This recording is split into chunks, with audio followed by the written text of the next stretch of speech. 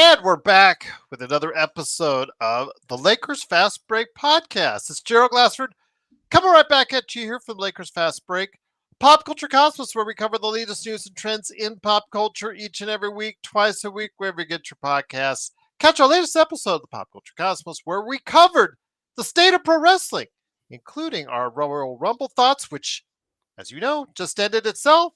Check out who we thought was going to win with all the matches there, plus TNA, AEW, and more. So go ahead, check it out today, wherever you get your podcasts. Inside Sports Fantasy Football will be coming up later next week as we go ahead and preview the Super Bowl there, the big game.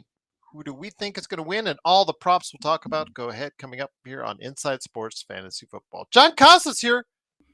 And you better be liking and subscribing to John Costas channels of his, including Lakers Corner and Clutch Talk. It is, of course, the man behind that, Mr. John Costa, with me. Also, as well, of course, don't forget, we've got a whole ton of people to thank, including the Lakerholics crew who were on earlier today at Lakerholics.com. I bet they're all happy about the big win today. Go ahead and check out how and why, and if they're arguing still with each other as the trade deadline approaches at Lakerholics.com. Our good friends Alfred Esmond, Stone Hansen, and Legend 350. Daniel Barry Sports Highlights. Also, as well, of course, our good friend Empire Jeff TV, and all the great people that make up what we do here each and every time out. Big shout out to John, Danny, Xbox, Joe, Sean, the whole crew that was part of the playback.tv/Lakers Fast Break live coverage. And big shout out to our new friends during game time on Assist. If you want to check out what we do, also for during the game, playback.tv, also as well, YouTube, Facebook, Twitch, and now Assist as well. And don't forget, like and subscribe. We really need your help. So go ahead, like and subscribe to get the latest notifications on when we go live on the air with the latest Lakers Fast Break podcast. And for just $2.99 a month, you can help us out by becoming a member today. You get emojis, badges, inside articles that don't get released out there for a while. Also, as well, I put on shorts. I put for YouTube shorts for you as far as for YouTube members, and also as well videos as well. You get videos first. So all that good stuff. $2.99 a month. Become a member for the Lakers Fast Break. Yeah, CJ, was a pretty good one. Yeah, it's also available on the Pop Culture Cosmos YouTube channel. It has debuted there. Debuted first for members, but yes, it is also debuted on the Pop Culture Cosmos channel as well. Want to go ahead and let everybody know that the Lakers headed into the bright lights of MSG in New York City to face off against the Knicks. Again, no Anthony Davis. So what would happen? Well, if you were watching LeBron James, as long as all of us have, you know when he gets to MSG, he always brings it. And whatever you say about LeBron, you love him, you hate him, you want him off the team, you want him on the team, you know you're always going to get the best of LeBron at MSG. And tonight, he brought along a really good team and a really good effort with him as the Lakers. They stayed to it. The first quarter, even with Lakers leading most of the way, but they pulled away in the first half to a 5-point lead. In the second half, they stayed close. And then with a great fourth quarter, closed on a 37-23 run in the fourth quarter, with the team hitting at 47.5% from three, 58% overall. LeBron James with a 33-point, 11 rebound, 12 assists, triple-double. Although I'm sure people are going to point out the 5 turnovers. So I want to make sure we mention, because we got smacked around for not mentioning his turnovers. So he did have 5 turnovers, but can you give him a break on a triple-double? He did help us out. Did do a great job today. I will give him his credit on that. Defensively, he played well enough at times, but the energy on the defensive end from guys like Jared Vanderbilt, we'll give him his due. DFS, who shot well in that first half, giving us 15 points overall. Max Christie came to play in the second half after struggling early with 15 of his own. Austin Reeves, despite starting shakily, with a few turnovers there and some miscues on defense. Got his 27 points and 6 assists himself. And Rui Hashimura started the game hot, and he played really well for him. A really good game for him. 21 points himself as the Lakers put together a good team effort when AD is not there. Gabe Vincent coming up with 9 himself off the bench, and the Lakers do win 128-112. They're right now at 28-19. They are 10 games back. They've moved a half a game ahead of the Clippers, who they face next on the road trip. And here today to discuss today's game, some great panelists who are also an awesome part of our playback.tv/Lakers Fast Break live coverage. No, there's never, the Xbox, we can mod from here. There's no need for you to go. We love to hear your thoughts on it, my friend. Respect. Thank you. But you are the most vocal of all of us. So, no, you got to stay right here. But first up, first man here, it is, of course, the man behind Clutch Talk and Lakers Corner. It is, of course, the wise one himself, ready to pick fights with anybody in the chat that goes off against him. I'm kidding when I say that. But am I really? It is, of course, John Costa. John, great to have you here. Again, not much to complain about today. We got an energetic effort from the entire team. Even when LeBron started gassing out at the end of the third quarter, he found enough energy to keep this team going.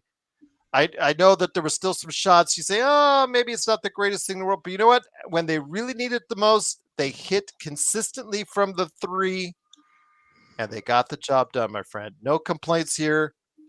They're now 4-1 on the road trip, and they're coming home against the Clippers. We'll see what happens next, John. I love winning games that, truthfully, I didn't really expect to win. I'm going to be 100% honest with you. Coming into this game, I'm like, damn, no Anthony Davis. They're on a 5-game win streak. This might be bad just based on, historical events. That was the hypothesis that I came up with. And we came out and, man, like the way we started that game gave me a great feeling. We started like 6 or 7 from the field. Rui had to hit 2 threes. He was running the lanes well. LeBron came out hot because he had Landry Shamet on him. I don't think Tom Thibodeau ever went back to Landry Shamet on LeBron after LeBron put 13 on his head in the first quarter. And then like from there was times where our play would drop off, but we hit. I'm pretty sure like we either tied or have the second most. That was the second like most threes we made as a team. The thing that they said a stat of like 17 or 18. So I mean, like we were playing some good defense. We had some times where we get sloppy, like that first quarter. I think having 7 turnovers in one quarter as a team is kind of wild. I ain't gonna lie to you. You gotta be a little bit more aware of ball security and whatnot, and throwing some dumb passes. But besides that, there really isn't much to complain about tonight. Shout out Dorian Finney-Smith. I feel like I keep saying this game after game. I'm like, oh, this might be one of his best games I've seen as a Laker. But then now I'm like, all right, this one might be one of the best games I've seen as a Laker. So shout out Dorian Finney-Smith, man. Shout out our team tonight. And I'm going to keep it brief because we got a lot of geniuses here on the panel here with us. So that's what I thought. But come on, Gerald. Everybody here, man, knows what they're saying. I'll take the compliment. Genius, Joe. Yeah. This guy right here. This guy's put that genius, on my resume. Man. Yeah, go ahead, put that on your resume. John Costa, aka Lakers Be Corner, a referee for me too. Joe's my guy, man. He knows what he's talking about. Of course, everybody here is, man. Especially Sean, man. because he's eating the Thanks cereal. a lot, John. Now his already swelled ego will not be. His head won't be able to fit through his doorway there. Now, thanks. Oh, wait till you read the BTS compliment. Joe. Oh my gosh. Yeah, it's Here a we lot go. like it's a lot like trying to film Bruce Willis in a movie. You have to do that like long view because his head is so big they can't fit it onto the screen. Also here today is good Hey, man we're all indeed. friends. He is the madman from Toronto. He did get out of Toronto traffic to see this great victory at MSG and the bright lights of New York City. It is, of course, Magic Man Sean Grice. Sean, great to have you here. NYC was no problem for us today. it got kind of a little bit nervous in that late in the third quarter. But you know what? The fourth quarter, I was worried about them running out of gas on the road trip, but whatnot. But that big victory in Washington, where LeBron got a lot of rest, I think that plays a key role into this. And when we talk about they need to run up the score and give LeBron rest, this is exactly why. So he could have enough energy to will himself to the victory, along with a great team effort today, Sean. 100% Jill. I mean, you got to run through the ticker tape, and I gotta say, I agree with John. Most of the time in an 82 game season, I can live with the Lakers dropping 2 to 5 games that they probably should win, because that's just part and parcel of competition in the NBA, and particularly game of basketball. That being said, I'm more impressed with games that I think, you got no shot winning, like on back-to-backs when you just finished, a triple overtime, or say a game like tonight, Gerald, where you're kind of walking into a dragon's den, so to speak, with a team that's hot, that's won a lot of close ball games, but nevertheless, they've been on the winning end. And at the time, you think, you know what? Like John said, like I pencil in an L. Well, after the game, I put a red W beside it. And you know what? Now this is the second red W in about 3 weeks, Joe, because I had the Boston game as a loss too. So they're winning games they're not supposed to win. And that's a positive outlook, even with still the negative point differential, although that's ticking up a little bit, Gerald. Maybe we'll actually get to a 0 by the end of the year. But it was a great victory. And honestly, they pull within now 2 victories for Denver for number 4, Gerald. And with Houston's loss tonight, they're only 3 losses out of number 2 right now. They have the same amount of losses as Denver Nuggets. You're right. They're a full game because they haven't played as many games as Denver. But I do want to let you know they are 0.1. They no longer, out of the top teams in the Western Conference, have the worst point differential. They'll give that to Phoenix.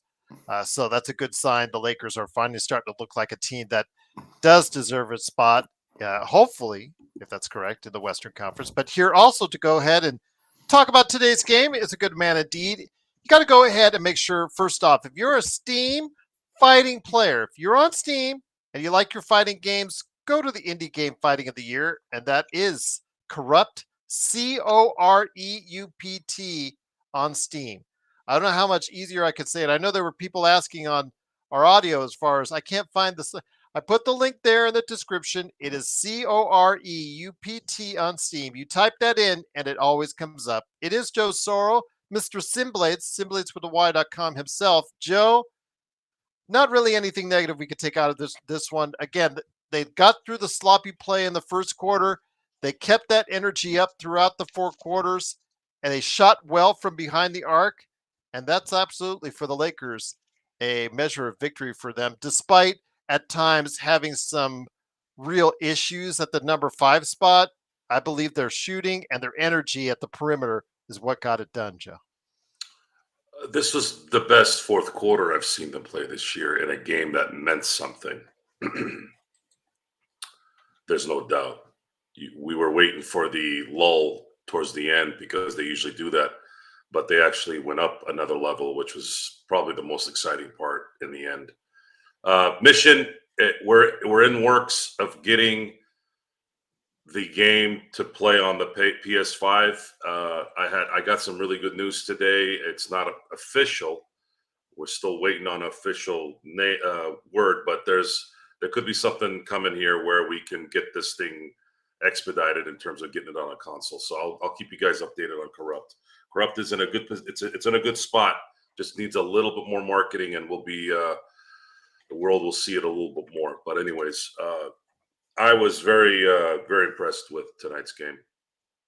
I really don't have anything negative, even as much as we talked during specific plays with Jackson Hayes or me clowning somebody. It's all in fun. I thought everyone did their job. I thought everyone played really, really well. One of my favorite parts of the game, and this kept happening over and over again, was anytime they missed a shot, it was like madmen going after the ball. And that's what you want. You want that kind of mentality. DFS hit most of his open shots. Rui hit most of his open shots. Max Christie hit most of his open shots. Austin Reeves started out a little slow, started getting back into it a little bit in the second quarter. It really was a good game. The Knicks didn't play as well as they probably could, but they were playing. They were getting opportunities, and they were able to do a lot of stuff due to the Lakers' ability to kind of put a monkey wrench in it. And of course, they missed some shots that they probably should have made, but that happens to every team in every game. So right now, the Lakers have done what they were supposed to do, which was win 4 out of the 6. To go back to the Philly game, it had JJ not inserted Bronny in the first quarter or at the end of first quarter, we probably wouldn't have been as vocal as we were. I thought that was a very stupid move, and I didn't understand it. They had gotten beat by Philly with the Lakers playing bad. It's a different story than doing something that a lot of us felt that shouldn't have happened. But fast forwarding to the Knicks game, I thought this was going to be a loss. It's not. And now it's time to get greedy. Get into LA and knock the socks out of the Clippers, and let's have a 5-1 record, which would then take them to an even 500, and likely if they win by a good amount, we'll get them out of that deficit in terms of point differential. You have an opportunity here. Look, Gerald, if somebody could please pull up the schedule, you have an opportunity here. I'll bring it up here in a sec. Go ahead. You've won 8 of your last 10 games. 8 of your last 10. Even though the Philly game was kind of a busted balloon. Regardless, you've been able to sustain a level of focus in the fourth quarter. But now you got a schedule. Now you got a little bit of a cupcake schedule now. After the Clipper game, Gerald. Somebody got the schedule up yet? You have Hold on. You have the Clippers, you have the Warriors. Then you've got, I think, the Pacers. Then you've got Utah twice. I think you've got Charlotte in there again. Okay. And starts Tuesday with the Clippers. Okay. All right. Yeah, there we go. Okay, yeah. So the Clippers, the Warriors, you got the Pacers, Utah twice, Charlotte, Portland, and then you could possibly be playing the Denver Nuggets, having won 9 in a row. Sean, I don't And that's understand the cupcake reference. What does that mean? It means soft. Sorry. Okay. Sorry, guys. Sorry, mate. That's what we used to. That's what this is definitely That's what we used to call. That's what we used to call. Kevin Durant. No, pussycats in hockey and football. You're a cupcake. I understand the reference now. You play like cupcakes. Yeah. Anyway, Joe knows what I mean too. Yeah. So anyway, you've got 1, 2, 3, 4, 5, 6, 7, 8. Those are all, from what I'm seeing, those are 8 winnable games there. And you could possibly have a 9-game winning streak, and it could be 10 going into that could be a huge game, because you could potentially be playing for 4th or 3rd or 2nd if you've gone on a little bit of a run here. And by the way, this is all happening before the All-Star break. So it's important if you're trying to create some momentum here that you break the damn door down before the All-Star break then, and go on a little bit of a run here. Because if you did win 9 in a row there, Gerald, that would mean over your past 19 games you've gone 17-2. Which would be Well, again, very, very impressive, especially for the kind of obstacles this team is. I'm getting ahead of myself here. We need to go game by game. But again, the potential is there for the Lakers to go on a run here because it's a little bit of a cupcake. I would still say the Clippers game is going to be tough because it's at the Intuit Christian, show. we're not talking about the playoffs, buddy. We're talking about the next week and a half. Yeah, also super important. Yeah, for us. we're not talking to playoffs yet. Yep, we're talking the next few games. You're gonna talk shit. Get it right at least. Come on, wake up. Yeah, there you go. Well said. Also here today, good man indeed. He is our own Chris Helmsworth down under. Go ahead and check out what he's doing every time out when he's screaming from down under bloody murder. It is, of course, Mark, aka Xbox. Great to have you here, my friend. Such a great part of our playback. The passion, the drive, the yelling. We love it on playback. Your thoughts, absolutely. I think your voice from Australia willed the Lakers to victory today. That and the fact that they shot all 48% from three provided a lot of great energy on the defensive end. We've always ripped on JJ a lot, especially lately, for some of the poor decision making that he has made. But again, he is a rookie coach, and he's going to have his ups and downs. The Bronny decision on this road trip was probably one of the dumbest decisions I've seen a coach make in some time. But you got to give the devil his due. JJ really found a game plan for these guys. He somehow created the energy or just helped propel the energy for this team. He found good rotations so that they were able to get away with small ball on several occasions without Jackson Hayes, who really was a non-factor for most of the game. Your thoughts on JJ and how he performed as coach today? Because I think he does deserve a lot of credit for what went on today. We bash him when he deserves it, but when they come off with a game like this, he deserves the credit as well. And you know what? JJ, even the challenge that we did, which was not overturned, he got right too. So he pretty much didn't make a wrong decision today. And you know, we need to back the guy. I've always said this, Gerald. Like, he's dealing with some pretty, you know, funny cards and a pretty unique situation for a rookie coach to be the Lakers coach, which is the biggest team in basketball, to be putting up with the sideshow that is Bronny. And then you throw on top of that the injuries we've had. I don't know, man. For me, I've gone a bit hot and cold on JJ, admittedly. That's sort of the way, you know, you go throughout the season. When you play a bad game, you might feel one way about someone. But if I look at it and I break it down, if I'm consistent about JJ, I like everything he does, man. I like the passion that he has for the team. And I feel like he's a long-term solution for us. So I hope they stick with him, but we're a results-driven club. So that was a worry. But I'm just going to quickly shout out someone that I've been pretty negative towards, and that's Gabe. My messages towards you boys about Gabe's face and things like that, I feel pretty bad tonight. He said, I think my messages about his face was too much. Yeah, I know. Well, look, I don't mind his face tonight, that's for sure. But, you know, that's one person that Joe went through the list, but sort of, you know, forgot to mention, obviously, because we've got so many players.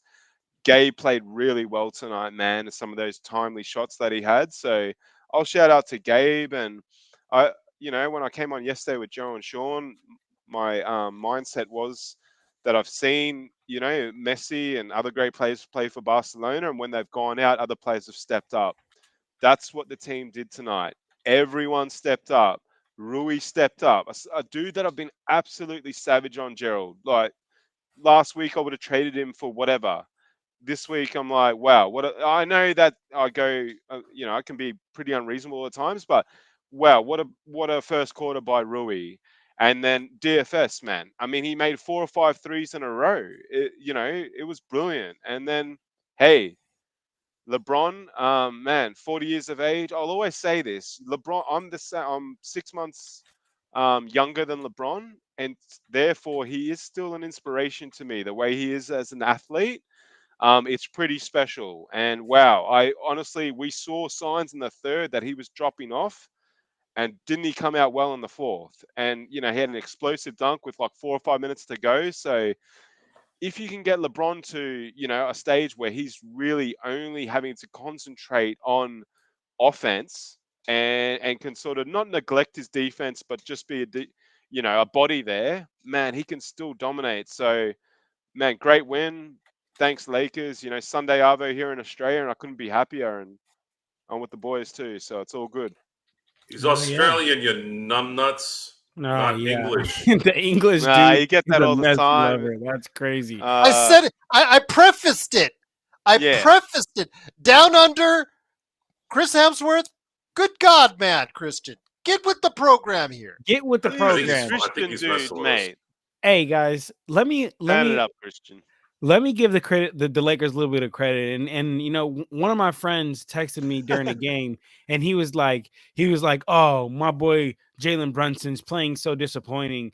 And it kind of irked me. I ain't gonna lie, it kind of irked me, because to me it's like, yeah, sure, Jalen Brunson's playing disappointing, but it's how come no one can ever be like, wow, the Lakers defense is doing a good job of throwing schemes at him and making it difficult for him tonight. In that fourth quarter, he definitely got going a little bit, but quarters 1 through 3, I'm gonna be honest with you, the Lakers were doing a great job of putting size and just big players on him to make it difficult for him, and really slow I'm down. going to say this, John. I'm going to say this, John. If Josh Hart is their leading scorer, is their leading playmaker, and you have held Cat and also as well Jalen Brunson to 10 of 30, you're getting it done. And for a team that has been in the bottom 10 all season long at defense, John, again, they found a way. They got a game plan. JJ had it executed, and give him credit tonight. They did a good job, John, on defensive end.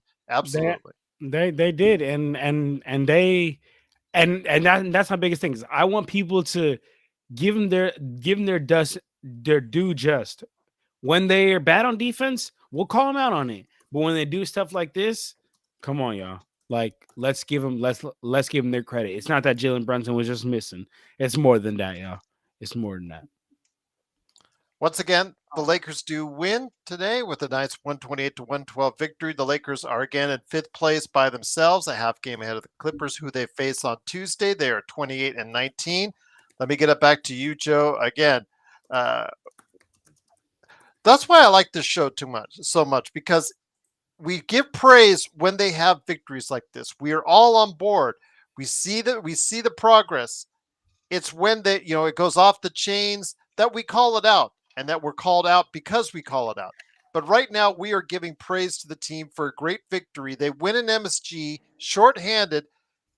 Whatever you want to say, AD or LeBron, AD is they're one of their best two, one of their top 2 players out of the marketplace. Their top rebounder, their top point getter, and their top block shot guy out of the lineup tonight, and they got it done, Joe, against one of the best centers in the league in Cat, the best shooting centers in the league in Cat.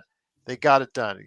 We're giving them praise. You guys have asked us ad nauseum to give this team praise when it deserves it, and that's what we're trying to do, Joe.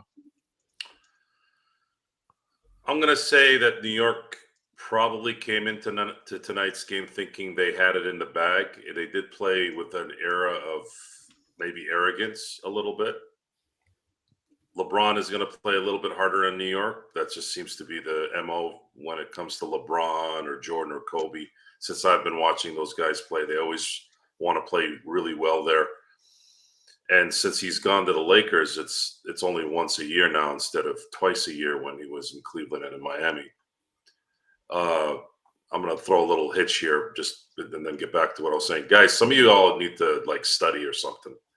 Things, seriously. I mean, you might as well just call me Chinese at this point with the ignorance that you guys have. If you guys are going to talk smack, get the info right, at least. We'll give you some props if it's a good one. But anyways, Oh, and by the way, soccer fandom is nowhere close to American fandom, unless you're like in Philly, because Philly fans are stupid. But yeah, don't talk about Messi to Ronaldo people, and don't talk about Ronaldo to Messi people. They Yeah, will, you saw that with they Sean will eat your Made face him get off. upset. He'll eat your face off. That's So yeah, sacrilege. That is absolute sacrilege. My yeah, right I'm mum there. coached talking. You for can Real Madrid. feel the anger in the text messages, let alone face to face. So just be warned. Anyways, the Lakers are Random Barcelona player. the Just had Lakers it are. handy. I don't know if they're in an enigma or if they're just doing what they're doing in this 82 game marathon. But we're gonna ride this here. At this point, I think I'm getting to the point where the ebb and flow is starting to get a little stale. I don't think I'm gonna go into every game from here on out, no matter how bad or how good it is. I don't think I'm going to go into this. I think it's enough going into it a little over half the year. I'm gonna probably just focus on what, where, and why on each game, and just decide on why and what as games progress from here on out. They have a very good opportunity here between now and February 20th to really stack some wins before the really hard part of the schedule starts February 22nd. That's that stretch, that next 3 weeks of basketball is really going to tell you if these guys are going to get a chance to really set themselves into a good playoff spot. Good playoff spot is at least a 4 seed so that they can have home court in the first round. That right now is the only focus that I think we should have. Make sure that the Lakers need to make sure that that's their focus. We got to make sure they get home court in the first round. Then things can be figured out after that. Do you feel confident saying we are better than Denver? No, Natalia. It's Natalia, right? Okay, Natalia, yes. Natalia. Here's the thing with Denver, and I've said this with Patrick Mahomes and the Chiefs. There might be a better matchup with the Chiefs. Like Philly has a good shot at beating them, but I can't pick Philly until the Chiefs lose. And I said that about the Chiefs throughout the playoffs. I said, I don't care how good Josh Allen is playing. I don't care how good Lamar Jackson is playing. I don't care how good any of these teams are playing. I have to pick the Chiefs until they lose. It's just not gonna. It just doesn't work. So in that case, I can't pick against Denver until the Lakers punk them, because right now they're owned by Denver, and this is not a new thing. There are matchup issues in sports. There are matchup issues in any sport. And the playoffs are all about matchups. Right. And I always used to equate when boxing mattered. I used to always say matchups in boxing. Sometimes you would see some of the you guys remember Marquez and Pacquiao? Remember when Marquez knocked him out? So Marquez was not a better fighter in most circles in terms of Manny Pacquiao. And of course, when he fought Floyd Mayweather, it was pretty much an easy fight for him. But for some reason, that matchup bothered Pacquiao. And that happens sometimes. There's certain teams that just match up really well against no matter who it is. And this is the problem with the Lakers in Denver. They just seem to not match up against them. And I would save this fourth quarter tape for the rest of the year if I'm JJ Redick. And I'm saying, guys, what you guys did tonight in the fourth, they scored 37 points in the fourth, and they only allowed 23. That's a good number. Anytime you can keep a team below 25 and a quarter, that's a good number. That's a really good number. I used to be happy about that before they used to start scoring points. Now, even better. Fourth quarters are what would usually cost the Lakers those games against Denver. And until they can solve that problem against Denver, let's say they end up getting the 4 and Denver doesn't go up to the 2 or 3 and they end up getting the 5. Now, we're going to find out in the first round if the Lakers can run game here. If not, it's going to be a bad sequence again. But I don't think we should be worried about that right now. I think there's two things that we want as Laker fans to really, really hope for or wish for. Number one, we want AD back in a week, not 10 days, because sometimes these abdominal strains take a minute. And Rob has to make something happen at the deadline. He needs to get a big here in some way. Imagine if the Lakers had a center that actually, I'm not trying to again, Jackson Hayes is just not going to cut it. Hell no. Imagine if they had a center that could at least just keep things normal, just normal. Under the basket, you've got somebody that can create a issue with just getting around that guy, if anything. And of course, if there's penetration, AD doesn't have to worry about getting alley-oop behind him. Those type of things are what Rob needs to really get done here in the next, 5 days? And if the Lakers can get a competent big, any big right now that's serviceable is going to be better than what we have. It doesn't matter really for me. Most of the guys that are available, even Valanciunas, is better than Jackson Hayes. So if you go get him, to me, that's an upgrade. And I know he hasn't been playing well in Washington, but no one's playing well in Washington, so I'm not going to use that as a barometer. So this next 5 days to a week, we're gonna see kind of where this thing goes. We're gonna have to wait a little bit longer till after the All-Star break as well, and then really the big test is going to be at the end of February, beginning of March.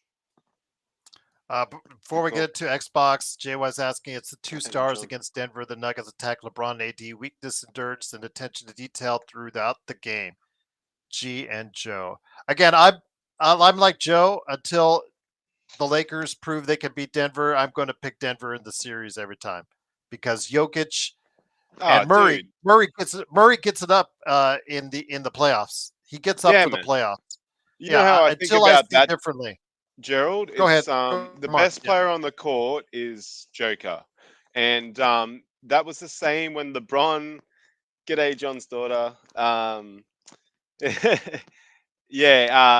But basically that was the same when LeBron was at his peak in Cleveland, when he didn't have better teams than other players he was facing or other teams he was facing. But the fact they had LeBron made them favorites. It's how I feel about Joker, man.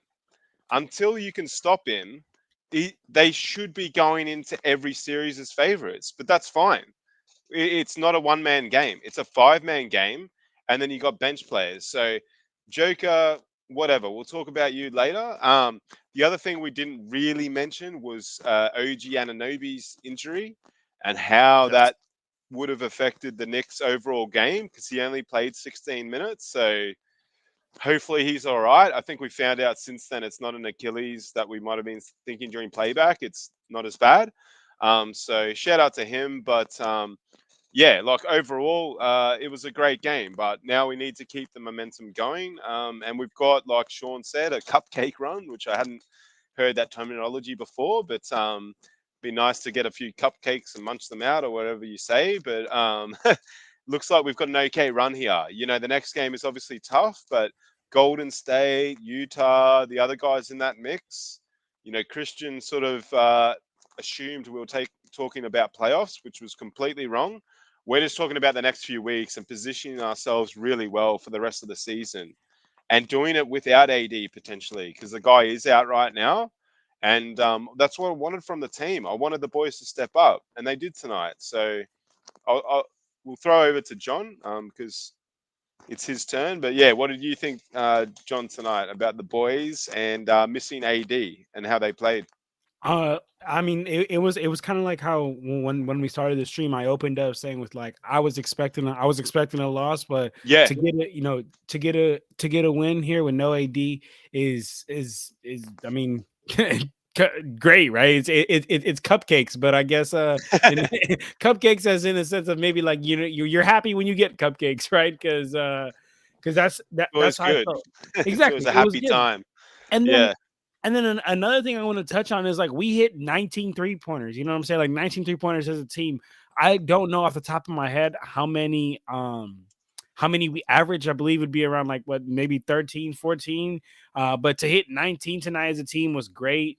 And then that fourth quarter, we scored 37 points, and Joe was talking about it. So I went to go look at it, and you know what's great to me is like it wasn't a one player just doing it the whole time. I mean, everybody contributed. LeBron didn't even have to lead the way. Max actually led the way and had 9 points in the fourth quarter. LeBron had 7, but I mean, like Rui scored, Hayes scored, AR scored, Dorian Finney-Smith scored, even Gabe, my guy Mark's favorite basketball player, Gabe Vincent, even he scored. So it's like, so it's like, to me, man, I am at this point, I'm looking forward to the next games. I'm saying, hey, let's keep getting as many, of course, keep getting as many wins as possible. But please, let's not make these last, this game and the Boston game, the 2 games that I didn't think we were going to win, we won. Now let's not let these games go to waste by losing winnable games down the line. So let's lock in and let's make sure we let's make sure we finish up here. You know what I'm saying? Get to when you get to the end of the marathon, you don't take your foot off the gas.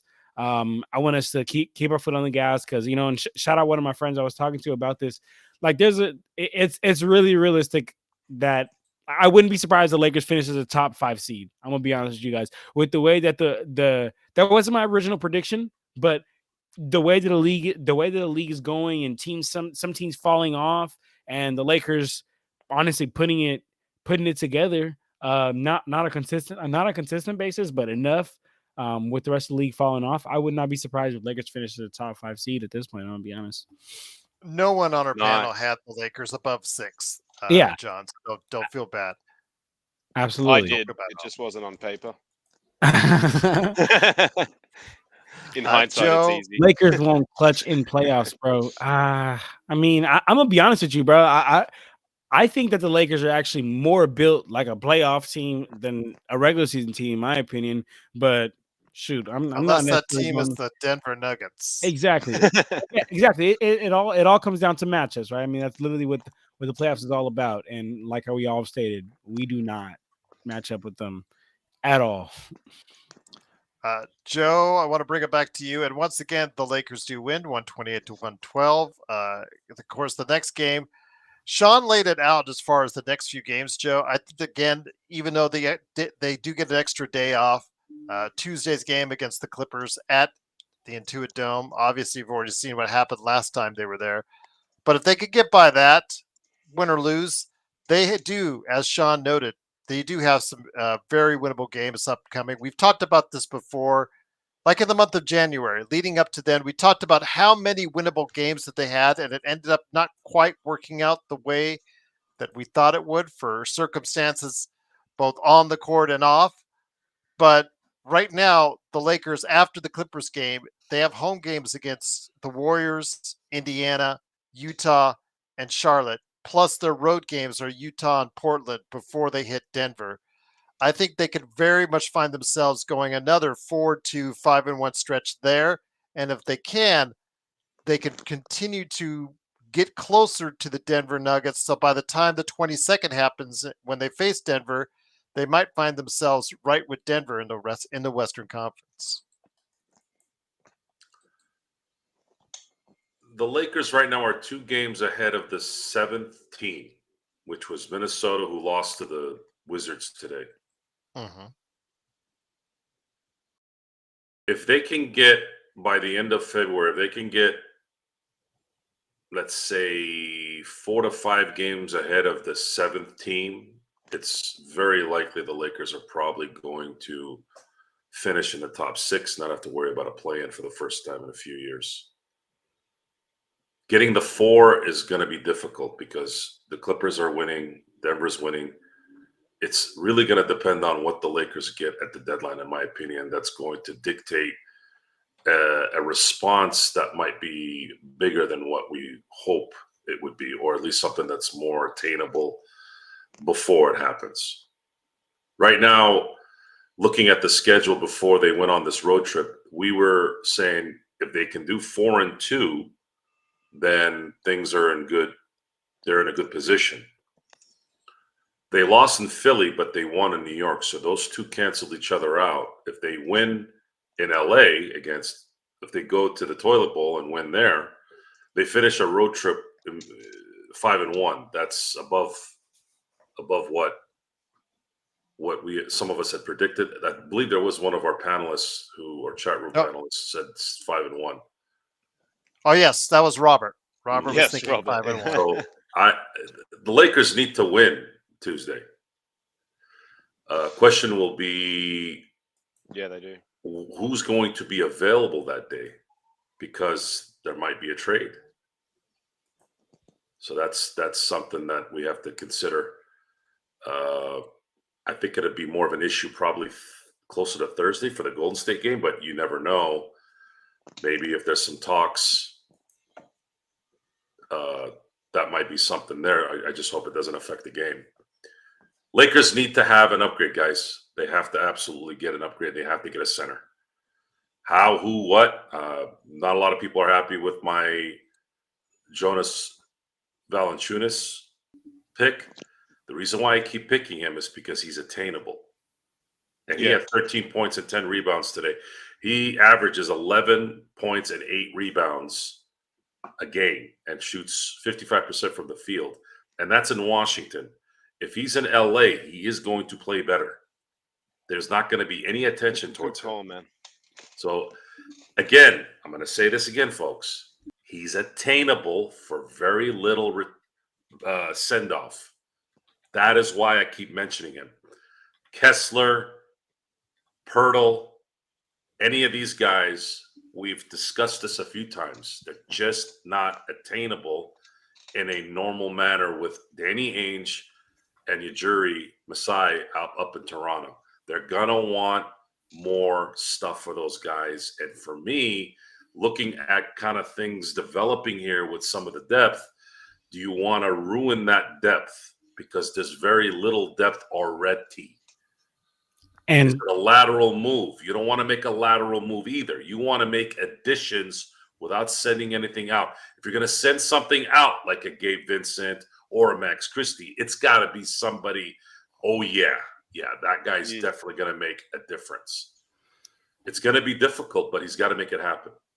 And if you guys want to hear some more attainable trade targets, just quick plug on a video I did. It worked real hard on Lakers Corner. Go check it out. I dropped talking about some center trade targets and how they would fit in both offense and defense. But that was just to what Joe was saying. But keep on, Joe. Great spiel, brother.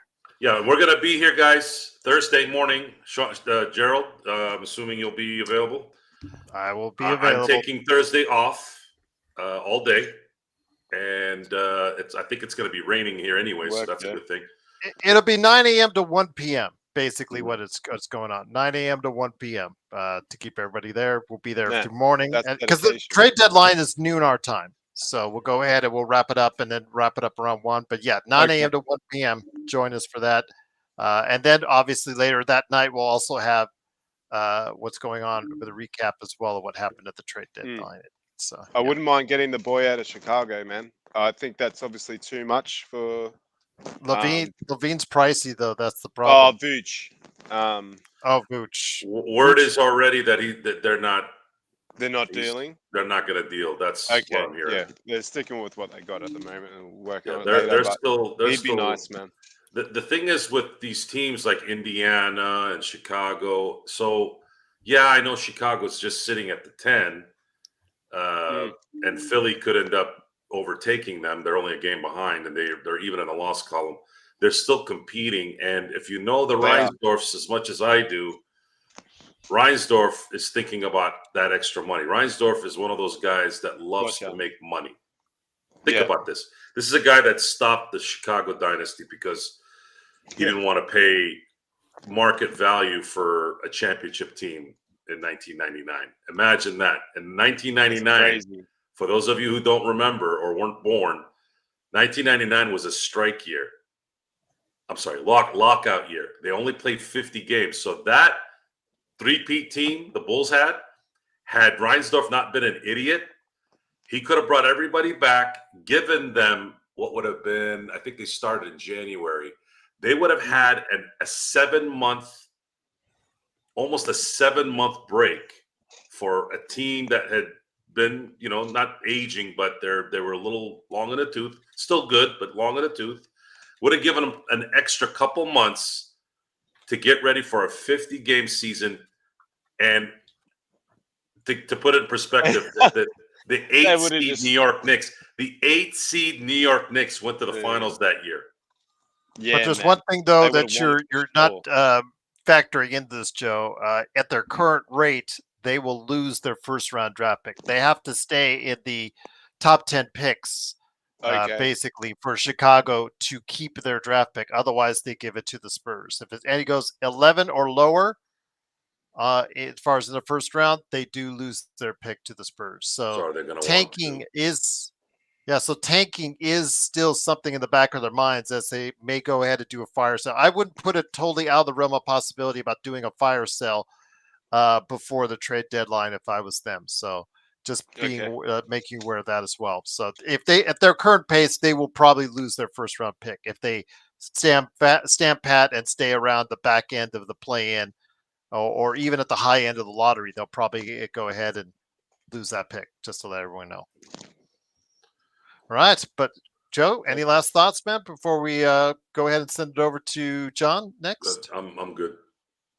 All right, so John, I'm going to bring it back to you, my friend. Again, your video, that was awesome. Go ahead and check it out right there as far as the trade targets out there for the Lakers. Jonas seems to be a very divisive individual. And obviously, if you just saw him based off of what you saw in Washington earlier this week, you obviously would not be very impressed at all.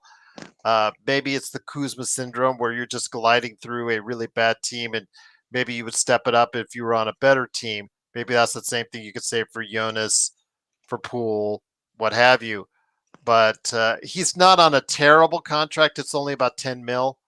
It is 3 years for a 35-year-old center, so I'm not really super hyped about it. If you were to go that route, that's great. But I still think they have more issues, John. I still think they have more needs of depth in areas where they're still weak on right now, John. But what are your thoughts? Well, my thoughts on Jonas on his team. Yeah, adding Jonas, but also looking into other areas of need for the team as well. Yeah, I mean, if we're looking at all the areas of needs, I think we all know that we definitely need that in that center, and we also need that playmaking guard. But I think the number one area where we really need to take care of first is a center, because that's what AD asked for. Like, he is our star. Like, he went ahead and publicly made it known.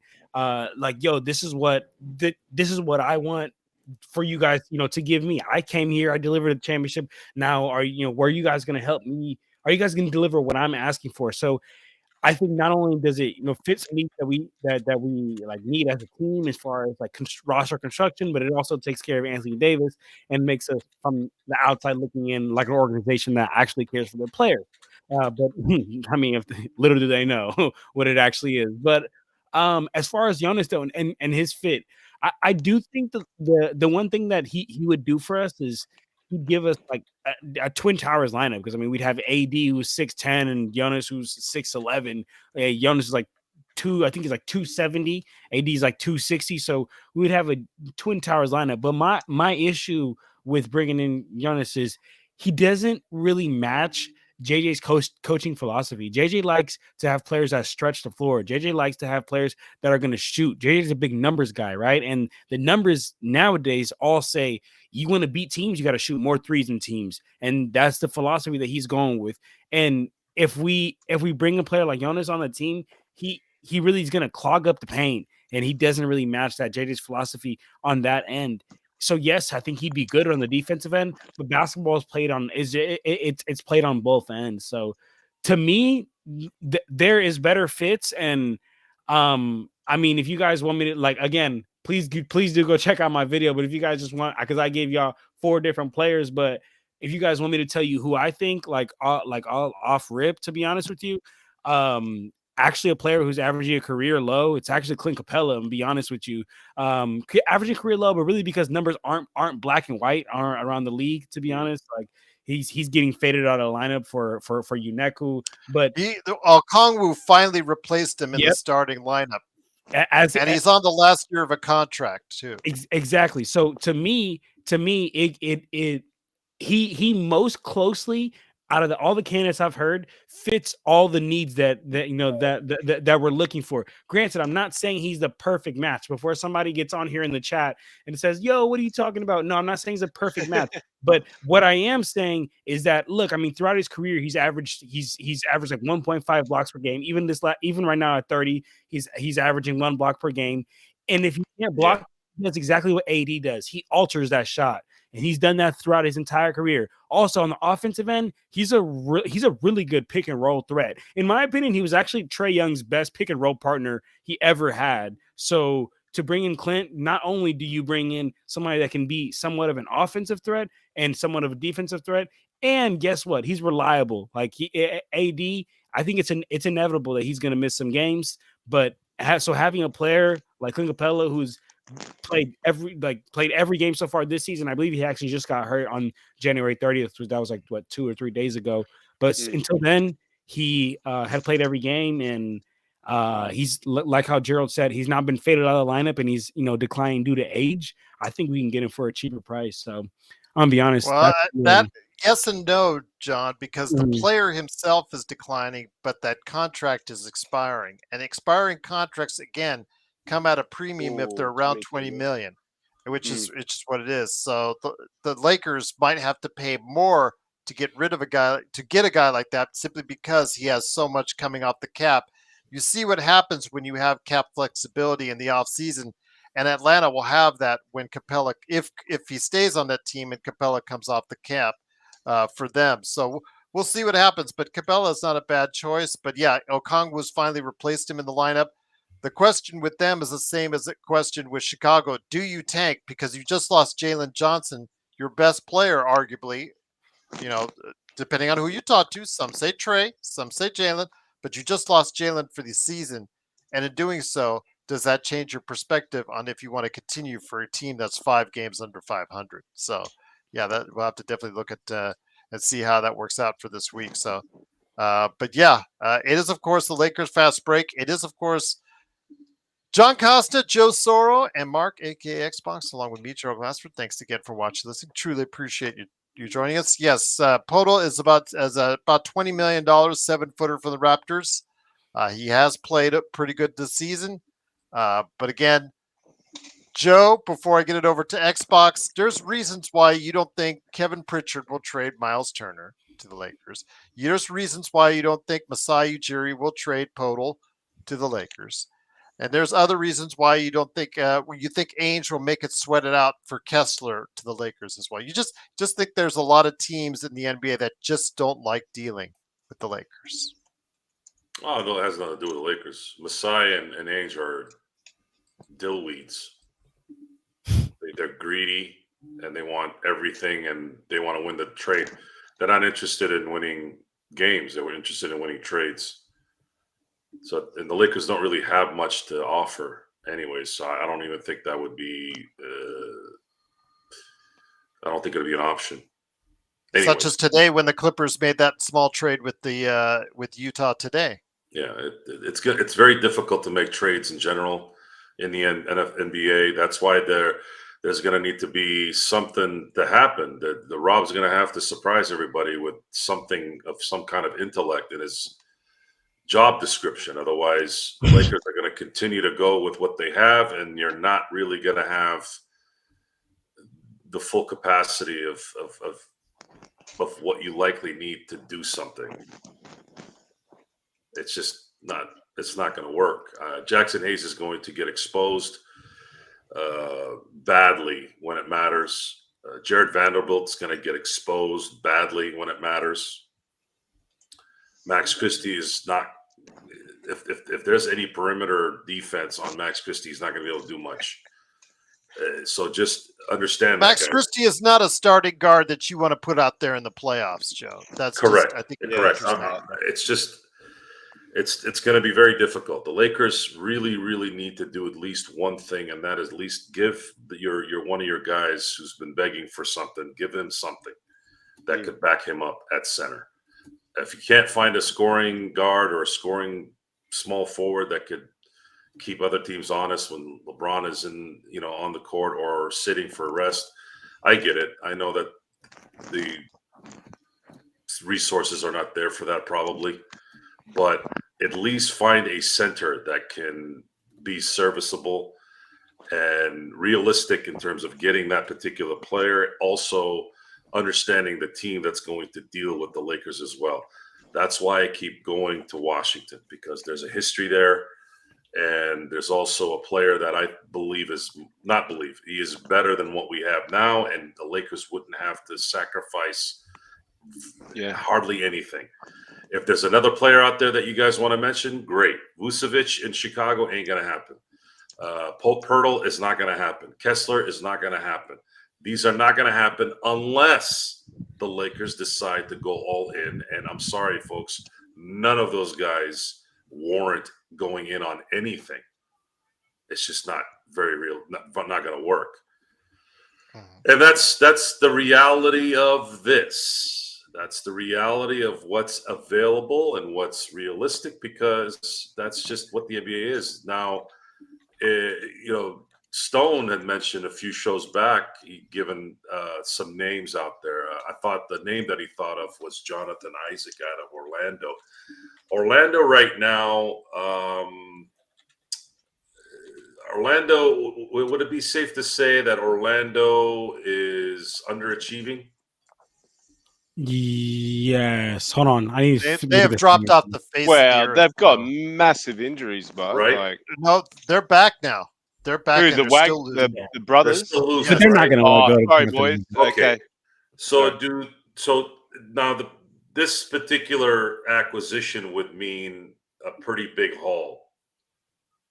I don't think it's realistic this year, maybe next year, or maybe during the offseason. But boy, if the Lakers could get someone like Jonathan Isaac out of Orlando, but he makes $25 million. Well, he makes $25 million this year. He's already been paid half that. Then it gets down to 15, the rest for the next 4 years. That could be interesting if there was something there. If you guys are all not into having somebody that you think isn't good enough. Well, okay, that's the one guy that I thought Stone mentioned that I said, ooh, Jonathan Isaac.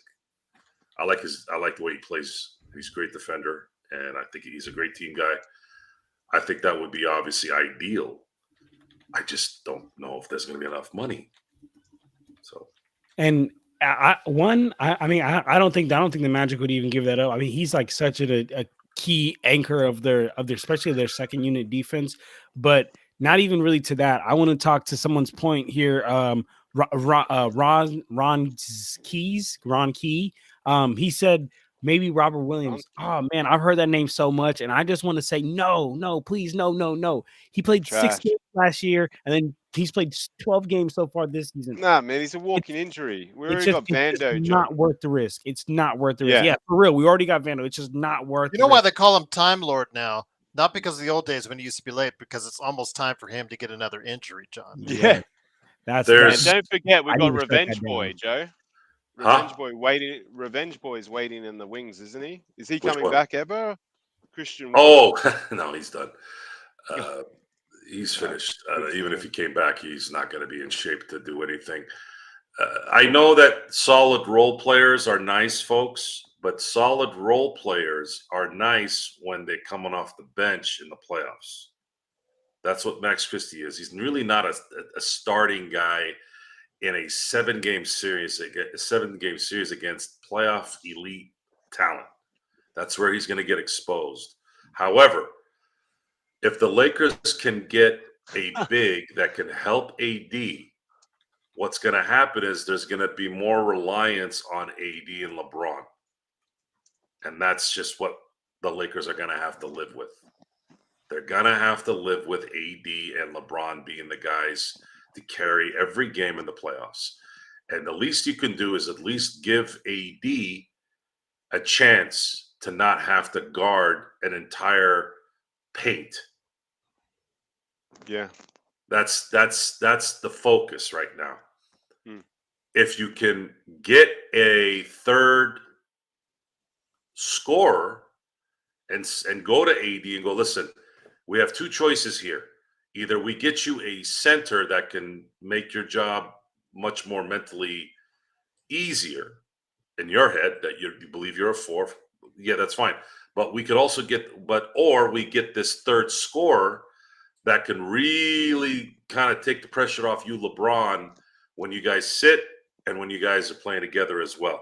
Because now they have to worry about this guy that's going to make shots no matter where he is on the floor.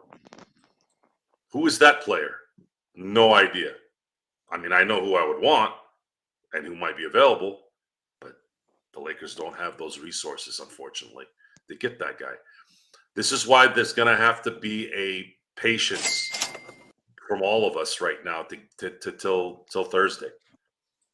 You have to see who gets to the last few hours and finally realizes, man, I'm not getting the draft picks I want in this, but I have to get rid of this guy.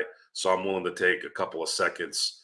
I'm willing to take maybe a contract that's not as long as the one that we have for this guy. Those are the things we're going to have to wait on. I don't know how it's going to play out. I really don't. It's the CBA has put a huge monkey wrench on any of these trades usually, just because you don't know. The biggest thing the announcement they made today was where everybody was sitting with the salary cap. Who's going to owe luxury tax? The Lakers are going to owe $41 million in luxury tax. You have to put that in consideration as well. Just Once again, it is. Sorry, go Jared. ahead. No. Just go ahead, Jared. No, you're good. Once again, it is the Lakers winning 128-112. Danny, yes, the Lakers do have their own pick in the second round in this upcoming draft, plus the Clippers pick, which conveniently is right next to theirs in the second round. So it's right around 52 to 53 at this point in time. So not exactly the most wonderful picks to go up there. Nick T says in the super chat, we've been giving up offensive rebounds all year long. Today, yes, they gave up quite a few offensive rebounds. The Knicks had 16 compared to 3 for LA. We need a dog on the glass ASAP. We've been talking about that for 3 years now. We're not gonna get a dog. And also, they were able to hopefully you don't get a dog. They need a wolf. They don't need a dog. Wolf eat dogs, by the way. That's what Jerry West said. Hey, Joe, I want to ask you one question about what you've been talking about. If you only had one choice, is it the center or is it a shooting, a third shooter in the team that you would go for if you only had one choice and you were Rob? I think playoff-wise, because if you remember, yeah, that's a good call. AD when it mattered was playing center. Yeah, he goes 40 minutes at center. There was Dwight Howard had a great series against Jokic, but that's it. Yeah, he rarely played the other series. Yeah, he wasn't really a factor against Houston the series before that. He wasn't a factor against Portland before that because those guys all run. Basically, Portland, Houston, and then Miami in the finals, they run a similar offense in that they run and gun, more of a smaller team. Yeah. And they shoot, right? Well, you can't have Dwight Howard in those games because your spacing gets really messed up. So if I had to choose, I'd rather have a third scorer because in crunch time, you're going to have AD playing center. I think what AD wants is he wants someone like JaVale McGee who can lessen about 10 to 20 minutes a game where he doesn't have to guard the entire floor during the regular season. Yes. It can work in the playoffs, but at the beginning usually of the game to probably get him to not have to exert as much energy. Then once the second half goes, that's it. Then you got to rely on what AD does. But it's hard to say. It's hard to compare those two, because you got to look at that team, guys. You had KCP, who was a legit defender and can shoot. 3-point threat. You had Rondo, who turned into Ray Allen for some weird reason with LA, which was thank you, Rondo, for turning into that. Yeah. And he could play defense. And if he couldn't play defense, he was smart enough to play really good team defense. Then he had Caruso, who was on his way to becoming a first-team All-NBA defender, and he could hit timely threes. And then you had Kuzma, who couldn't shoot, but really improved his defense. Yeah. I mean, you don't have that on this team, really. I guess Max Christie has it in spurts. Gabe Vincent to some degree, maybe now that he's starting to get a little healthy. So I'm not going to say that they're the same, but a third scorer to me is I think going to be more effective against every team except Denver. If somehow these a-holes can get away from Denver just once, I feel very comfortable in having a shot against whoever in the West if they have a legit third scorer. I'm talking a guy that can score, not some guy that is a streaky shooter type. Yeah, just again having Levine, who actually is playing well. Dude, one of his best Levine seasons would of the be career. unreal. He's finally healthy. He's a and good he's staying player, healthy. Gerald. Very, very good. They're playing well, but that would. So be I the don't guy know. that- Does too expensive. Anthony, like, I'm just using this as a name. I don't think there's any chance the Lakers get this because I don't think Portland is Simons, like a Simons type player. Cam Johnson, man. Simons, Cam Williams, Johnson, something like Love that. that call. But if Cam Johnson was an option, I think that would have happened already before they made the deal. But hey, look, so a name we didn't mention tonight enough. Hey, props to DFS, man. He was awesome tonight. Yeah, true. He hit. He was good on. He made his first 4 threes, and he had great activity along the perimeter. Everything was timely. He made his shots. He was there, kind of being a nuisance a little bit too. I know that the Knicks really kind of crushed us on the offensive boards, but they pretty much lost everywhere else. The Lakers shot 58% from the floor. That's freaking awesome.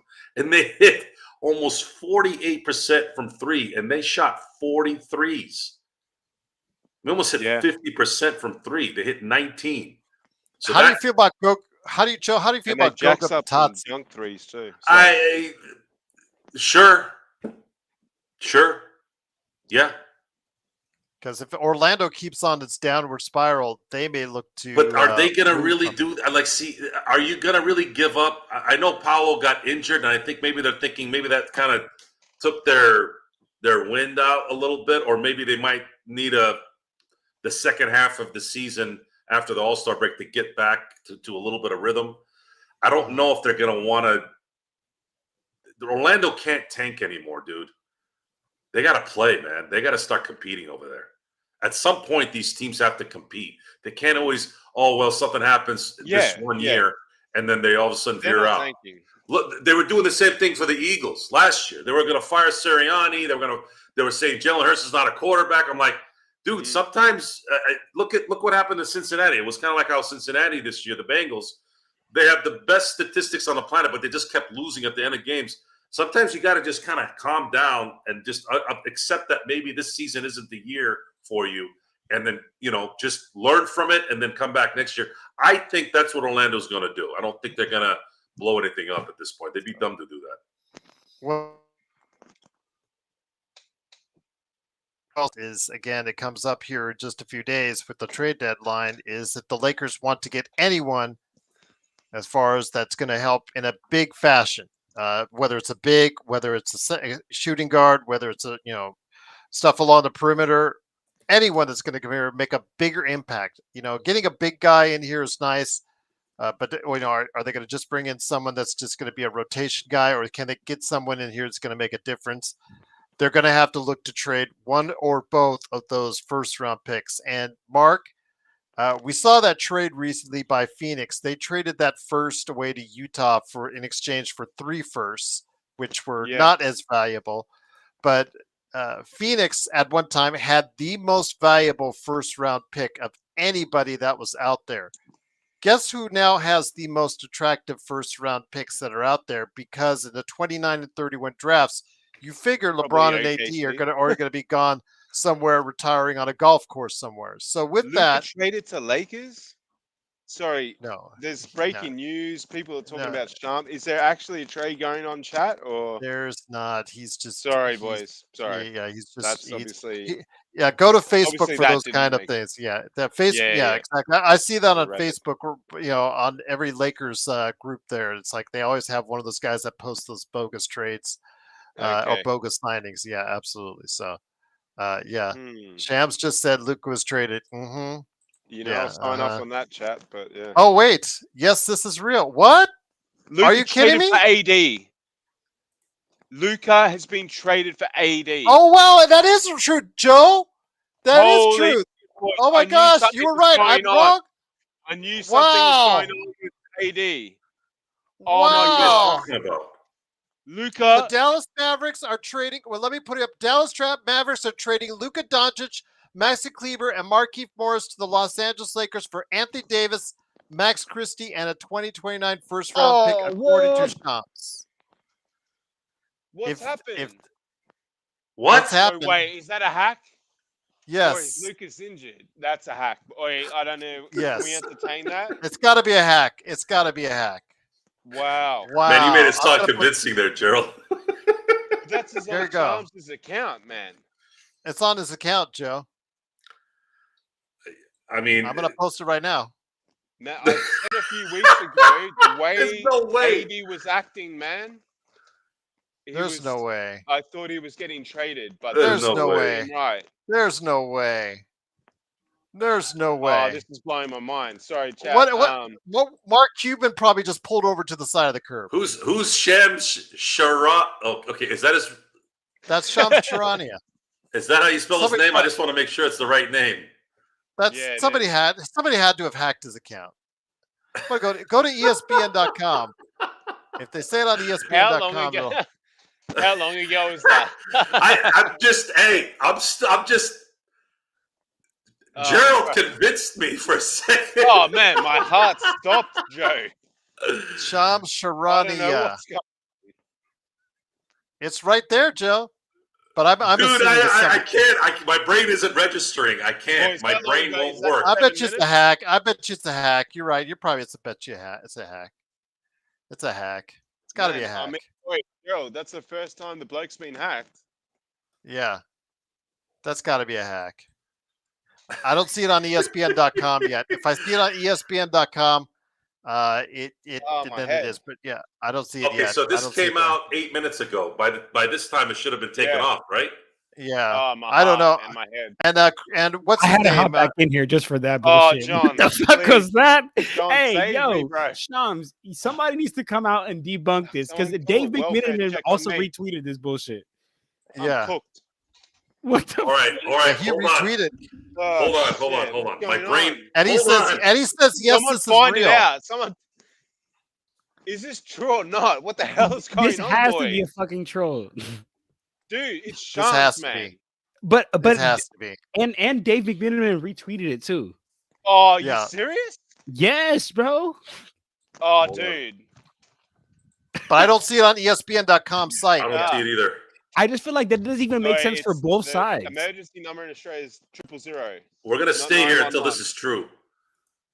Yeah, we're gonna stay on. Yeah. Holy hell, boys. Okay, Yeah. I'm just going to quickly touch on it. But I said a few weeks ago, AD started acting like he was on the trade table. I said it. And if this is true, man, this is crazy. What we've always said before, Cuban would never allow this to happen. Bro, I mean, he's doesn't own the team expanding anymore. now, This is guys. insane. What Guys, the do fuck? we have Luka Doncic? No, there's no way. I got. He I'm has to have refreshing been hacked. ESPN.com. It still said no, but there's no sign yet. It would already be up there. It's got to be a hack. It's got to be a hack. And would you know we're getting about 100 people here on the Hey, show. shout out you. Right. hundred Oh, man, I people, can't even. Man, What's my going heart- on, dude? Man, what's going on? Someone kick Everybody, your heart. You better not be lying, This is Uh, real, boys. hey, This dude. is It's real. real. There's no way the Oh hack's shit! ongoing. You This got- is real. Shams This has is not been. real. I'm getting him in 2026. This is real. Holy Oh shit. wow! fuck. We traded AD for Luka, Oh. man. No, we didn't. There's no Hey, way Bro, we we did did, this, John. y'all. It's true, man. Look at all the reposts. Bobby Mark Oh, says boy. Shams has not been AD. hacked. Oh my AD, shout out god. to you, man. Luka. Wow. Luka, Wow. let's Let me go. go ahead and There's let me no go bring way. it back over here. Let's go, boys. Okay, hold on. Let me just read the trade to everybody out there. We've got a huge influx of people. Yes, we're live. What They're is saying going it's not a hack. Holy. They're saying it's real.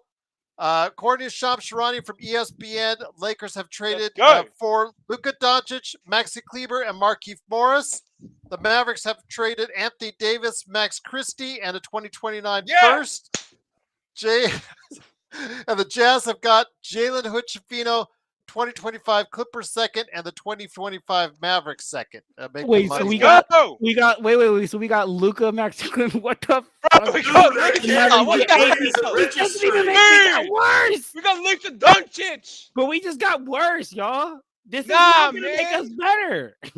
Let's go. Bro The and Luka future, are bro, essentially the future, same John. player. This is Wow. crazy, boys. This What is in the world? crazy. It is should have gotten going- Gafford, though. Why didn't they get Gafford? What in Man. the world? Who gives a shit? We got Luka. We got Luka Joe, this Doncic. doesn't make us better. Dude, Oh he's my the best young God. player in the NBA. Who's Oh gonna my play God. center? John, we're better. We played okay without AD tonight. Who's If Cleveland all can right? stay, yeah, I'm sorry, John, but just on isolation, Luka, AD, I'm taking Luka, but man, I know what you're Oh saying. my Between God, Luka, I don't even they know better what not to be do. able We to. got I worse, don't know y'all. what to do anymore. We're not better. We're not better. Yeah, I know, man, but we are in the future, bro. We got Luka, man. We got Luka. Well, Bro, I he give took you. the team to the Western Conference Finals. I will give you that. I will give you that. We are better for the future. I will give you that. But the first time, you know what? The Oh. first time. Listen to Oh this, my Xbox. God, The it's first true, time. guys. It just came that through. Yeah. The first time Luka and LeBron argue with the refs while the rest of the team is running back. Don't get pissed off at them. That's good. But yeah, it is. Looks like Yeah, it's man. one more. Yeah. Let me go I at can't believe this ESPN.com. trade, boys. I cannot believe it. That's why he wasn't playing, man. I'm telling you, he wasn't that injured the other day. He just wasn't. Wow, this is a stunner. telling ya. This is probably the most stunned I've ever been with a trade by the Lakers. And This you know is what? just You know what's a nail in the coffin, Gerald? His little interview. yeah. His little interview with Shams, ironically. Rob, yeah, definitely Rob's biggest trade ever. Holy. This is his do or die trade. We'll see what happens. But again, I don't see it on ESPN.com yet. Which No, is kind it's of on. weird. It's official. I just got the message from ESPN. Yeah, it's done. Okay. Holy All right. shit. Well, there you have it. Well, we're going to be talking about it now. How long is fucking Luka out Nate. for, boys? When's Luka back? I can't even believe this trade. Honestly, I'm in absolute shock. This is I think we all are. Oh my God. Luka Doncic is a Laker. That's just Wow. like, wow. So what's the official? Wow. Damn, bro. What the fudge is going? There it is on? right there. Again, I'll repeat it for everyone out there. If it is true, which again, Wow. It's true, Joe's dude. saying at It's true. ESPN, Lakers get Luka Doncic, Maxi Kleber, and Markieff Morris. Mavericks get Anthony Davis, Max Christie, and the 2029 first. Jalen Hood-Schifino goes to the Jazz, and a second from both the Mavericks and the Clippers. The Lakers had the Clippers second round draft pick, so that goes in that trade. John, So there you go. Johnny, listen. I want you to focus on this real quick. I'm You know focused, how bro. old Luka is? Yeah, I know. Yeah. He's your age. Yes, I know, bro. That makes me feel like a failure in life. No. You're not a failure. You're a star. Man. Okay. Cuban must be like rolling over. Just like that. This big, boys. is how you bust the CBA that just How you got roll. implemented right here. Crazy. You just got a 25-year-old megastar. That's Megastar. Lakers to a T. Wow, y'all. Wow, man. Rodell, you can't be talking Max Christie anymore. So it's Oh gone. man, I'm just Rob- gonna give my honest Gone to thoughts. the Mavericks. I am just mind Rob boggling. Pelinka, shout out to you. Where's Stone? wow. Somebody get Stone's ass in here. Wake Dude, him I up. would love this. It's midnight and where he's I've at. been I don't give a Midnight shit right what time it 80 is. straight He's for gonna wake up in the morning. He's Dude, gonna go, what? "What the hell just happened?" Man, and you know what, boys? 80 for me mentally, just I don't know. There was something there that was worrying me, and it wasn't just about this year. It was LeBron's not hanging around for too much longer, and we're gonna make this guy the 1A That's player in our crazy. team. Dude, this trade's Guys, huge. This changes the Lakers, man. This changed everything, guys. This changed everything.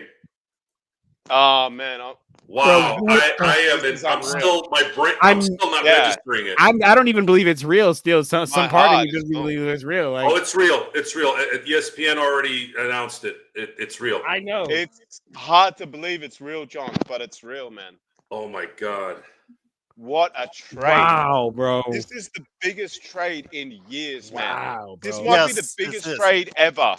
I'm telling you, imagine the player that we just got, boys. I need to just make a Luka? video, honestly. What I That's all well, need it's to not about.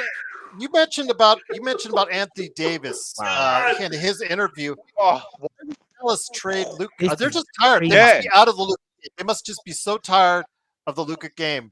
And like you said, Cuban's This not is the owner insane. anymore. nah. Cuba's not the owner Luka- anymore. Nah, that's right. Wow. This And is Luka wants a out bigger of this market, man. world. Yes. This is as well. Yeah, Joe, you talked about when you were driving and your mates were texting. It was a different time back then. We didn't have the internet like this. With the Gasol trade, this is big, man. This I is cannot- Out of huge. this I world. can't believe we got dude. Luka, What the man. fuck? This is Yo. I can't believe it. this is crazy. This is out of And, this and I'm world. sorry, that's a good trade. If That's you a break great down actual trade. players, No, that dude, is come on, insane. guys. Well, Doobie hates John, it. We got Doobie Luka, hates it. Luka Doncic is a top. The dude was like MVP last year, John. No, for He sure, made guys. They made But the he's Western not. Conference Finals. What Do you want? guys? 80 Hold on, sucks, hold on, man. hold on. I'm already envisioning It's the good. complaints about Jackson Hayes as our starting center every fucking game. I'm already Hold on. He's not envisioning it. gonna start, Hold man. on, guys. Hold on. Remember, if you look Leave at us. that trade as it is now, guys, you see only one of the Lakers' first-round draft picks has been traded. Exactly, Gerald. Tell They him. have the 2031 draft pick that, or actually, no, Boom.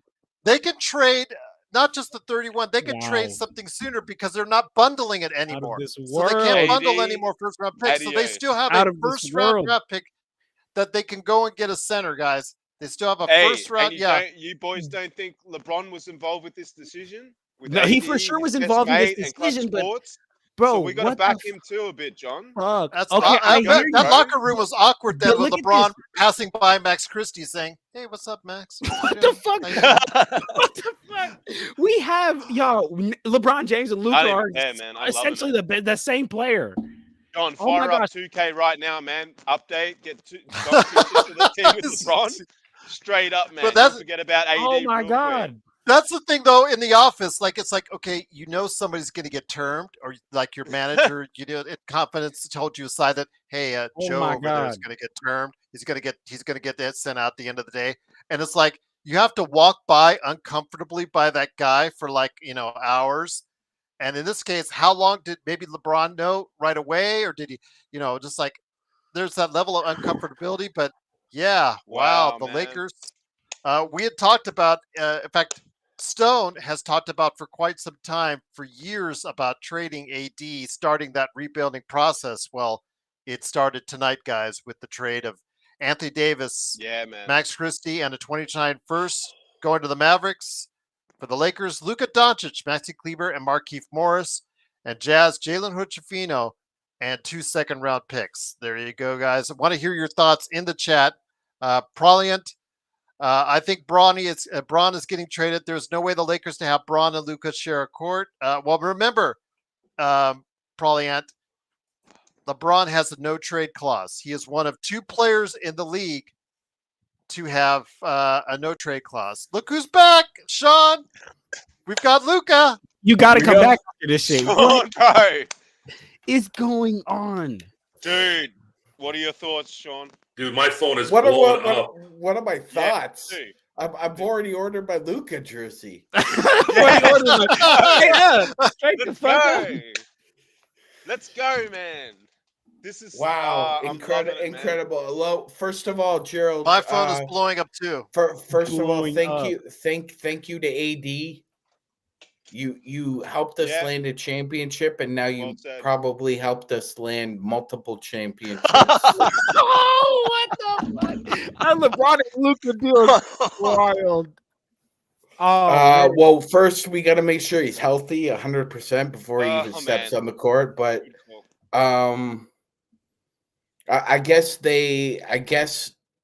JJ got it into Rob Pelinka to do something, Gerald. Yeah. Well, you know what? Again, But you know something, Gerald. I just want to point something out here. For years, the man above all of us here, Joe Soro, has claimed that there was no way that the Mavericks would trade Luka to the Lakers. And Joe, you were fucking wrong. Oh, wow. You were fucking wrong. I can't believe Alright. this. There My was phone is logic behind absolutely that, going though. off. so's mine. Oh my And you God. believe that here's why you believe that. You believed it because even though Mark Cuban had absolutely nothing to do with the Mavericks the past couple of years, you couldn't get it inside your head, and I think most Laker fans couldn't get inside their head that they'd be willing to do something like this. Dude, this is insane. But here's the thing. Luka told them where he wanted to go. Yep. That's exactly right. Luka told them where he wanted to go. Yep. They made it happen, man. Well, And it was we're the live. And Our good audience is on, blowing up right now. and Gerald, good on Rob Pelinka and the Ramby and everybody for keeping a lid on this, because unfortunately Jim Buss couldn't help himself the last time they tried to make a move like this. But everybody just didn't make a peep. Wow. But again, Wow, bro. What? We're just gonna say wow for days, Dude, man. I'm getting texts from Joe's people that I haven't speechless, talked boys. to in months. But anyway, Well, maybe not Joe, but Eduardo, I think insane. they will move off of Gafford. I think they will move off of Gafford. They're not getting rid of Lively, but I think they are moving off of Gafford to someone else. I think what you surprised said again. there before, Gerald, about us keeping that other pick as well. I wonder what we do there, man. Yeah, you This have could to be get an a big incredible- now. Maybe go Yeah. get Kessler and Sexton now. Yeah, Yeah. and then imagine Yeah. that one far out. Wow. My face is hot. Well, Yeah, man. I know I've got aircon on and I'm sweating. I don't think I'm gonna be able to sleep tonight. I got my personal on the fan. plus side, Gerald, we never have to discuss Max Christie and Maxwell Lewis ever again, JHS still remains a Laker. Dude, No, he doesn't. He Oh, isn't. he went to Jazz. No, he is. He went to the Jazz. He's Sean. Gonskis. Now you're wrong, He's gone. Sean Grice. I just got here, dickhead. Yeah, well, you just got holy here. shit. Green, bro. You talk shit. Let me okay, so Oh. let me read off the trade once again for everybody. It is the Lakers fast break. Truly appreciate you joining us. There was a game played tonight. Lakers win. Oh, we get 28-26. Maxi Kleba too. Forgot There about you that. go. Game. Absolutely. So let me go Yeah. ahead and break it down for audio listeners as well. And Sean, make sure he's got caught up on everything. The Lakers got Luka Doncic, Maxi Kleber, and Markieff Morris. Mavericks get Anthony Davis, Max Christie, and a 2029 Lakers first. And the Jazz, for money reasons, get Jalen Hood-Schifino and his expiring contract and 2 seconds. One of the Clippers that the Lakers had, because the Lakers own the Clippers second, and then the Mavericks gave them a second as well. So that's break down the trade. Wow, this is one of the biggest trades, well, at least of this decade, if not of all time. No, honestly, Absolutely. Gerald, this is the trade of the century for the Lakers. Yeah. It's a trade of the century. Okay. Like, Well, what else? Sean, Hold on. Yeah. What else would you replace it with, Gerald, in this century? Yeah. No, that's a good thing. That's a good question. Yeah, we'd have to. The only trade bigger right now, boys, is Anthony Davis for Joker. That's the only trade that's bigger than this. Hernan, the only reason. Hernan, they probably want Max because of his age. and his contract. It's only $8 million a year for 4 years, so that's probably why they wouldn't want Gabe at this point in time. Oh, dude, I Uh, just keep looking at this line Bro, here. Lakers, yeah, Luka. and then Chris Morris is in there for money Ugh. to make the money work. Morris is in there to make the money work because again, I would have asked to see if I could have gotten Gafford instead of Morris, but I think he's in there simply because of the money reasons. So, Oh, Ali man. says, you know, San Antonio's going crazy right now. Watch De'Aaron Fox go. Watch De'Aaron Fox go in the trade now because of it. This could set a chain of events. This could be a wild week coming up, everyone. This is wild. This Eduardo says Max Christie literally made the contract happen with his performance tonight. There you go. Absolutely. You keep saying that, Eduardo. Absolutely. Okay. I'm sure on this they've been talking about this for hours Yeah, I don't know what and you're talking weeks, about, days maybe, days at least, if not weeks. This might have. This is something you just can't whip out, you know, like during the course of halftime, right there in the middle of the MSG. You have to, especially if you want to facilitate a third team like the Jazz. The Jazz are in trading mode. You saw them do a deal earlier today with the Clippers, look, and they're doing it right now. And I expect more to come from them as well, Sean. exactly, Gerald. And there were two guys. Three really. Look, there were three guys who He can't be traded, Dylan. How many times do I have to say this? He has a no trade clause. There were three guys that Kobe would go to the Staples Center and watch repeatedly. There was only three of them. Can anybody name all three? Say that question again.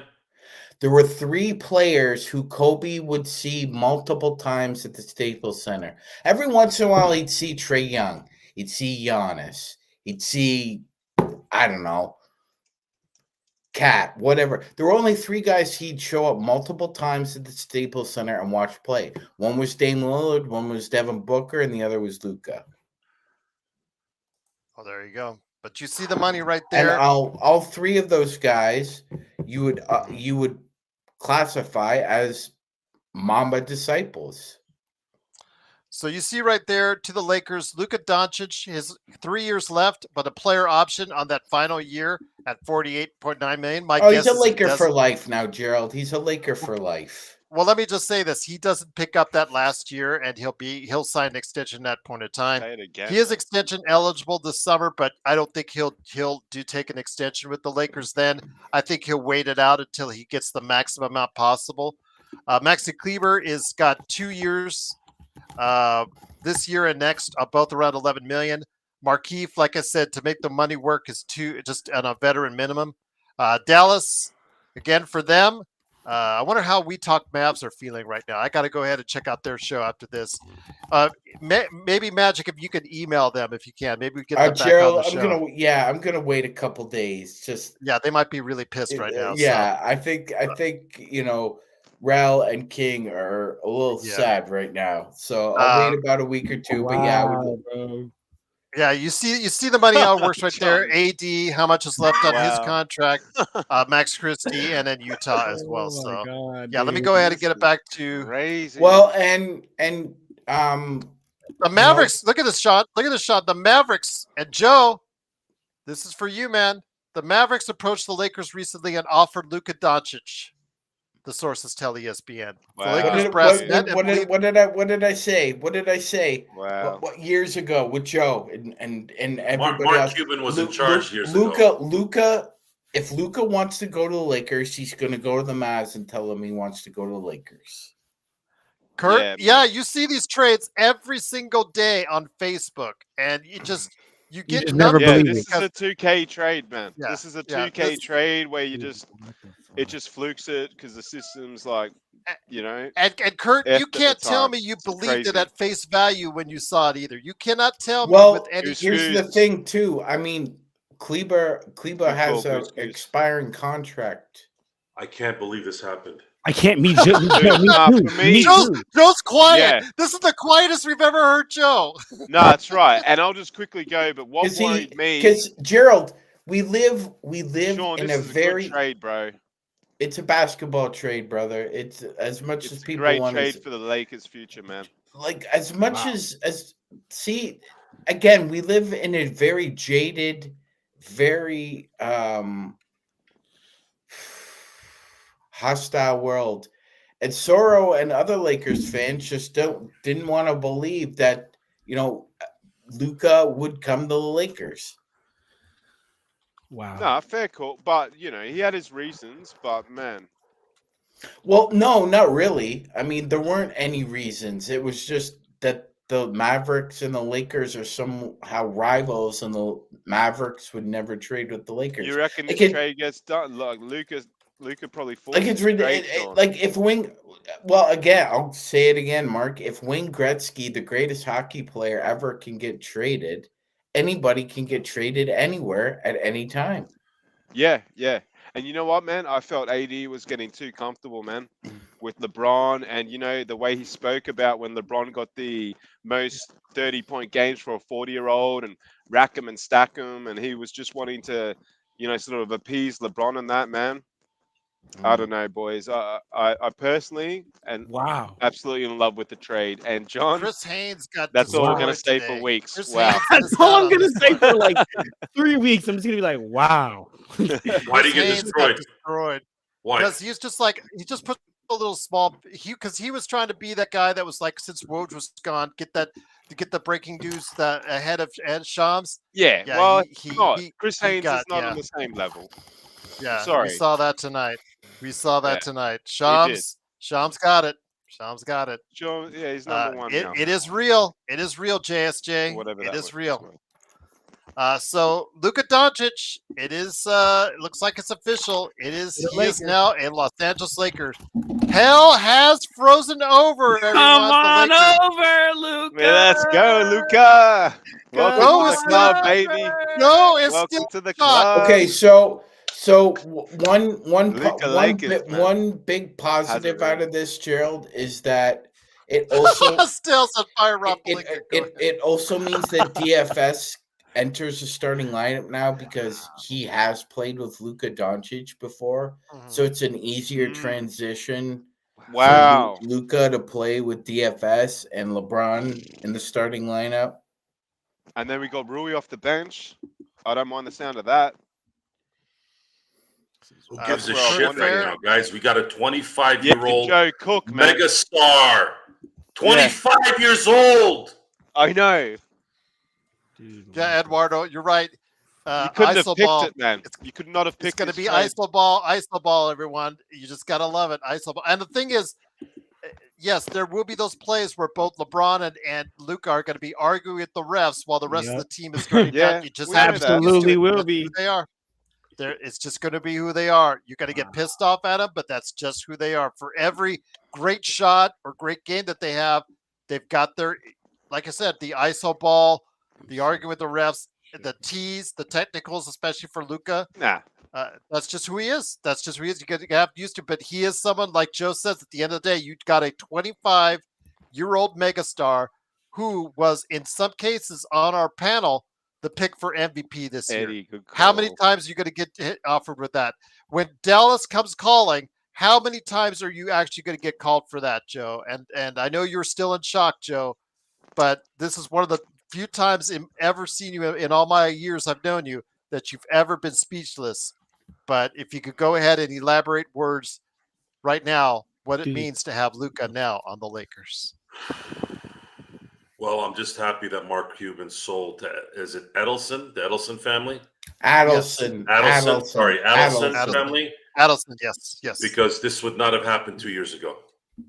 This is true, 888. And it looks like Dallas wants to win this year. And I'm glad that they want to win this year because they just gave a future multi-MVP to the Lakers, and he hasn't even hit his prime yet. I'm in shock. I'm in shock. I can't believe this happened. Believe I it. mean, I might as well just retire from talking about Genie and Rob and all those people. I don't know anything about basketball. For now, we will stop. We will stop at the organization. Seriously, I know nothing about anything anymore. This is it. I don't even know what to say. I really don't. This is. Yeah, I'm just happy that this happened while we were doing the show. I think that's really cool. This is going to go on the Yeah. in the record books here as while we were This will talking. be one of our this will be one of our best episodes. Yeah, I can't. Reserved for you boys. I can't Guys. wait to talk to everyone about this. I mean, wow. I expect he's gonna pull. No I lie. was gonna say, John, real quick. I was gonna say, John, he's just gonna pull random people off the street, ask them to roll their window down, and start talking Luka to Lakers. Look, I expected like a pig to come flying through my window before we traded for Luka Doncic, y'all. That's crazy. Do y'all remember when we would talk about trade targets and I would keep saying like, wow, unless we go get a generational changing player like a Giannis or a Luka, I didn't fucking think it was gonna happen. Well, Go ahead, John. That was AD. No, go ahead, Joe. Rodell, this is not about this year. They weren't going to win the title this year. This is about the future. We just got a superstar for the next 10 years. I can't understand some of the comments. Like, I can understand it maybe in isolation, but you've gotten the best young player in the league by an absolute mile, man. For AD, a player that went missing in a lot of fourth quarters and has done nothing since 2020, really. When you look at the squads we've had and the fact he's played with LeBron the whole time, mate, I said it in the chat, boys, I would have flown to LA to get this deal done. I'm sorry. And if it means that we don't win the chip this year, which we weren't going to anyway. We weren't winning it anyways. That's exactly right, Joe. Man, Luka Doncic is now a Laker. Wow. I can't. Luka is a Laker, man. You guys talk. When is he coming back? I want to see him. So today. Put him in a jersey now. The offense slightly changes now because, with all due respect, it's Luka's show now. It's not LeBron's. Yeah. Honestly, Nick is asking to check on Laker Tom. He might be dead, so I'm gonna have to do that. I'm gonna go and do that right now. That's not funny, by the way. Rest in peace, if you are. Come on, he's just asleep right now, right? Oh my goodness, guys! Hey, Joe. Okay, all right. Hold on. Here we go. Michael Heinrich from the Lakerholics. Anyone else stunned that we just traded 80 for Luka? L. Rob is mad. Michael is speechless. So, Tom, I'm going to ask Tom and Jamie if they're okay. Are they okay? So, yes, it is of course the Lakers fast break. Everyone in your life. That's a Laker fan. Dude, what in the world, guys? So I'm trying to piece myself together at this point. I'm gonna be honest with you. I need to do a video on this, but it's like I can't even get my ducks in a row right now. Like my head is everywhere. Like I gotta work tomorrow morning, John. It's like dude, 4 p.m. here. Nah, man, that's right. I'm taking the whole week off. Tell him fucking Doctor certificate in shock about trade. Surely you can sort that out, man. I did not think it was real. I thought when they first put it up on the in the audience, I thought it was not real. None of us really did, man. Yeah, Chris said, "Give us a day to digest this." We were all like, "This, he's been hacked. He's been hacked." Like, the guy's never been hacked before. Oh my god! This is the opposite. This is the opposite of when Toronto thought they had Ohtani last year. There was this group on YouTube that has a Toronto Blue Jay page, and they were going nuts because one of the it was actually coming from Dodger Nation that Ohtani was going to be a Blue Jay. Morosi, who's a popular baseball expert, he had said Ohtani was on a plane to Toronto and everybody was going nuts. They were looking at airports. They were doing all this. And it's funny, too, because I wasn't paying attention to that stuff. Baseball is the worst. A lot of times it's the worst hot stove time because guys don't sign till freaking March sometimes, right before training camp. Like even Harper from Philly, he didn't sign till like late. I'm like, I'm not going to sit on the computer every freaking day for 4 months hoping for something to happen. But then, of course, I heard about the plane, and I'm like, who the hell believes this crap? And then not too long after that, he announced that he was going to be a Dodger.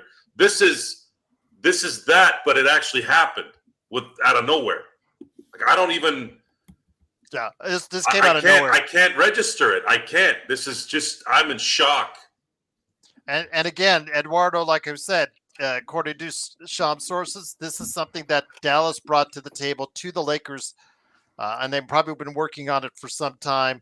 So yeah, this is just very you're rarely. right. I am 55 years old, guys. Very rarely does anything blow my mind or anything become surprising to me in this world. This has blown my mind, and I am surprised. You could do that meme with me because it is mind blowing indeed. I think a lot of people in the chat are mind blown. And we will need a day to process this, guys, as far as what this really means. Tomorrow's show as well. Don't forget, we'll be on the air definitely to talk about this. But again, Enrique, a lot of people still is already saying the season is done. Let's see what the Lakers do to get on top of this. As far as if they do add another big guy into the mix, maybe they're saying that it is not so done this season for them. And just I want to go back again to our chat. Our chat is actually what 60-40, 60 liking it, about 40% from what I'm seeing don't like the trade. yeah, there's a mix. There's a mix. There's a definite mix because I think they just don't. It's a Luka issue. They don't like Luka. Oh, And I understand well, they didn't like LeBron, Gerald. Now they're gonna find a reason not to like Luka. Up yours. Yeah. See you later. Bye bye. Well, and Roy, Chris has already alluded to it, boys. Do we give Yeah. Lucas serious talk like we would with Zion? I'm not putting them anywhere near the same level. Luka, for all his issues, I think he's a little bit more disciplined than Zion. Let's be honest, guys. I think they've been. You could say that, Mark. They've been angling to play with each other, so it would not. Oh, sorry, boys. Okay, sorry. It would not surprise me. more It would not. fitness thing. Yeah, it would not surprise me if Zion says, "Yeah." he's Zion's staying legend. Good, but yeah. Zion would have to prove. Sorry about that. He'd have to verbally guarantee that he's going to focus on basketball, which I don't know if I could trust that. They've been talking about playing with each other for years since Zion first got in the league. So Okay. Yeah, Man, he looked legend. fit in an interview I saw yesterday, Gerald. Sorry. Yeah, no, I was just saying because Legend's asking, according to Shams, they traded AD to the Mavs to give a win now chance, which I don't know how that gives the Mavs a win now chance. They now have 3 7-footers on their team. For size wise, that's great, but I don't think that now that if they're going to put a lot on Kyrie now, if that's the case. You have to bet a lot on Kyrie if that's the case. So Mavericks, good luck on that good luck to you. You're irrelevant. Yeah, we got to get the We Talk Mavs guys on just to talk about that. But so is Braun possibly asking out or staying? I think LeBron wants this. I think LeBron is happy about this. I think maybe him and AD may be, they're still maybe that time he knows that window's over. So create a new window. Well said. And maybe LeBron and Luka are the new window for the Lakers while LeBron is still playing at this level. I know our defense just got a whole lot worse. I understand that, but that's why if you're really all in, we're going to have to see another trade. We are going to have to see another trade this week that's going to bring the Lakers some defense and some size back that you lost with AD. Otherwise, like you said, Mark, this is going to be a trade for the future. Whatever happens this week will decide whether or not this is a trade for the future or not. So yeah, good point to you and Joe about that before. But man, Darren, I think they probably asked about Gafford. What is his contract? But let me see how that matches up. I'm going to go to the NBA trade right now. But yeah, come on, guys. Hey, guys, as well, let's just quickly touch on Gerald. For me, Kleber spreads the floor as a big man. Now, he's not, he's always not injured, though. Okay, fine. Kleber's a depth guy. He's nothing else. Yeah, that's right. But Lakers are going to make another trade. They're going to make another trade. Okay, but just say hypothetically, they will. You're right. We need a center now. They're gonna make another trade here. If 31 pick. I just by the way, Kyler Kelly went into the deal as well, I guess, or did he just get picked up because Kyler Kelly is now listed on the Dallas Mavericks roster? I don't know. When you go to NBA trade deadline, I didn't know they had the rights to Kyler Kelly. They signed him to two-way. No, Gerald, they signed him to two-way a couple of days ago. Oh, a couple of days ago. Okay. Okay, because he was playing earlier this week on the South Bay team. I thought, Well, we but- said somebody was going to sign him this year. Oh, there you go. Now they've got 4 7-footers on there. There you go. Absolutely. It's like that. You were talking about 2K. How do you win in 2K? Try to trade for all the 7-footers and play them out there. That's how I do it. Xbox. I put You know all how this I at point trade guard for 7-4. Luka. At That's point, how I would. yeah, point guard 7-4. Shooting guard 7-5. You know, that's what I do. I get Yeah. all the 7-footers on the team. All and a I try bunch to of trade Victor for 'em. Wembanyama's. What a There trade. you go. Absolutely. But yeah, absolutely. Right now, yeah, the Lakers again. A big trade today. Daniel Gafford was 13. How much was Maxi Kleber was 11. So you're right. They could have done that, man. I would have asked for Gafford. Personally, I don't But- mind if Maxi Maybe they did. They just isn't said injured. no. Yeah, you'd have to think. Yeah. But they're looking to AD trade and, him. and Gafford wouldn't be too bad. They're either. looking to trade him, though. Dylan, we're going to see how it works with LeBron. But you guys wanted LeBron to play less minutes when Luka gets back from that calf strain. We're going to see hopefully his minutes, reduced because I said it on the Wow. show tonight on playback, guys. Did John leave? I didn't even see him. I was on another He tab. did, yeah. he? Yeah. Okay. But I just will say this again. We said that AD, who had the third most amount of minutes, Austin and LeBron had played more, and LeBron at 40 playing the most minutes on the team is not a good sign. So maybe this will help reduce his minutes even by a little. But yeah, again, there still has to be more work left to be done if we want to go ahead and consider this season still a success. Well, hey, guys. we'll be shorthanded against the Clippers, but who goddamn well cares? Maybe we won't be. Maybe something's coming up on Sunday. Well, you still have to pass a physical, and Yeah, that that's takes Monday. about a day, Joe. Yeah, that's Monday. Oh, hey, Jay, I hope you're okay, man. Rodell, I Rodell's hate when you tripping do balls, shit like man. this. Yeah. He did not suck against Boston. Kyrie sucked against Boston. Go watch those games again. Stop talking. You drive me nuts over here with your non-seeing normal shit. Yeah. Come on. I'll just say this again. When you trade for a guy like Luka at 25 years old, this is for the now, but it's also for the future. The Lakers, AD is 32 and often injured. And then how LeBron is frail he is. 40. And LeBron is 40. LeBron is 40. The Lakers, as we just talked about earlier in the show, guys, they had the 2 most desirable first-round draft picks. Why? Because there was a future without LeBron and AD. Well, now we don't. Now we don't. We have at least a future with Luka. We have at least a chance going forward with Luka. And I don't know why you guys see that as a bad thing to have at least a chance in the future going forward. This team, as we had often tell you, in its current makeup, was not going to win us a championship. It was not going to, no matter who you put around it. And right now, trading AD is something that Stone said for years and something I said in recent months. Joe started even going on that train. These guys have all been saying it on the train that maybe we should look at that AD in the offseason, looking at maybe moving his contract, talking to OKC or other teams on it as far as seeing if you could do a rebuild there. But the Lakers being offered this deal obviously changes things entirely. But yeah, this is something that came out of left field and absolutely is probably the stunner for this entire NBA season. And wow, what a big one indeed. But we were live for it. We truly appreciate it. Still a big crowd tonight. If you are new to the channel, please like and subscribe. It really helps out the channel and helps get into where the big boys at, because we are the best Lakers podcast that's out there. It is the Lakers Fast Break. It is the Magic Man, Sean Grice. It is Mark, a.k.a. Xbox, and Joe Soro, the very quiet Joe Soro. It's stunned silence, indeed. You guys all wanted to know because everybody, Joe Soro. Because everybody was ready to ship out. We're not watching any of this crap after LeBron leaves because there's no evidence that this team was on a trajectory other than to the pits. Yeah. Or you're waiting for LeBron to leave to watch again. But Oh, fuck them people. Yeah, fine. They Lakers they fans left. and They recess. let. Oh, Yeah, I you're not can't fans. root for the Lakers because LeBron's on them now, and I can't Yeah. root for the Lakers. Ho- Excuse me, Gerald. I can't root for the Lakers now because Luke is on them.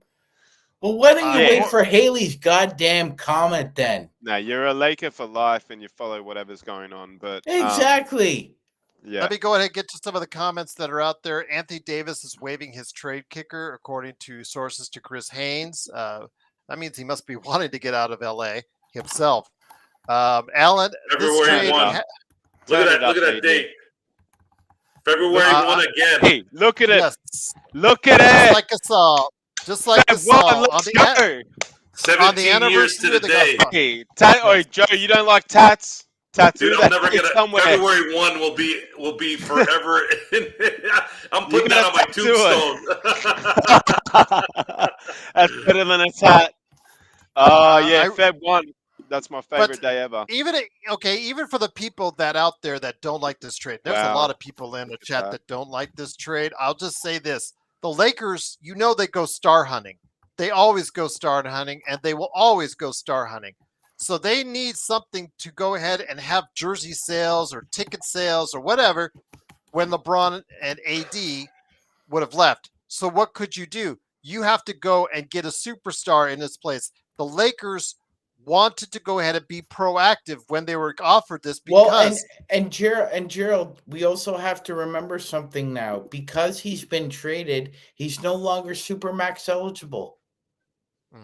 Wow. it's still going to be very costly. It's going to be a very costly. Gerald, it's going to be contract. Gerald. I know you're Eeyore and you got to rain on the parade, but Still talking a $60 to $70 million per year contract. Sure, but he doesn't get the Supermax. The Lakers save a little bit of money here to build around that.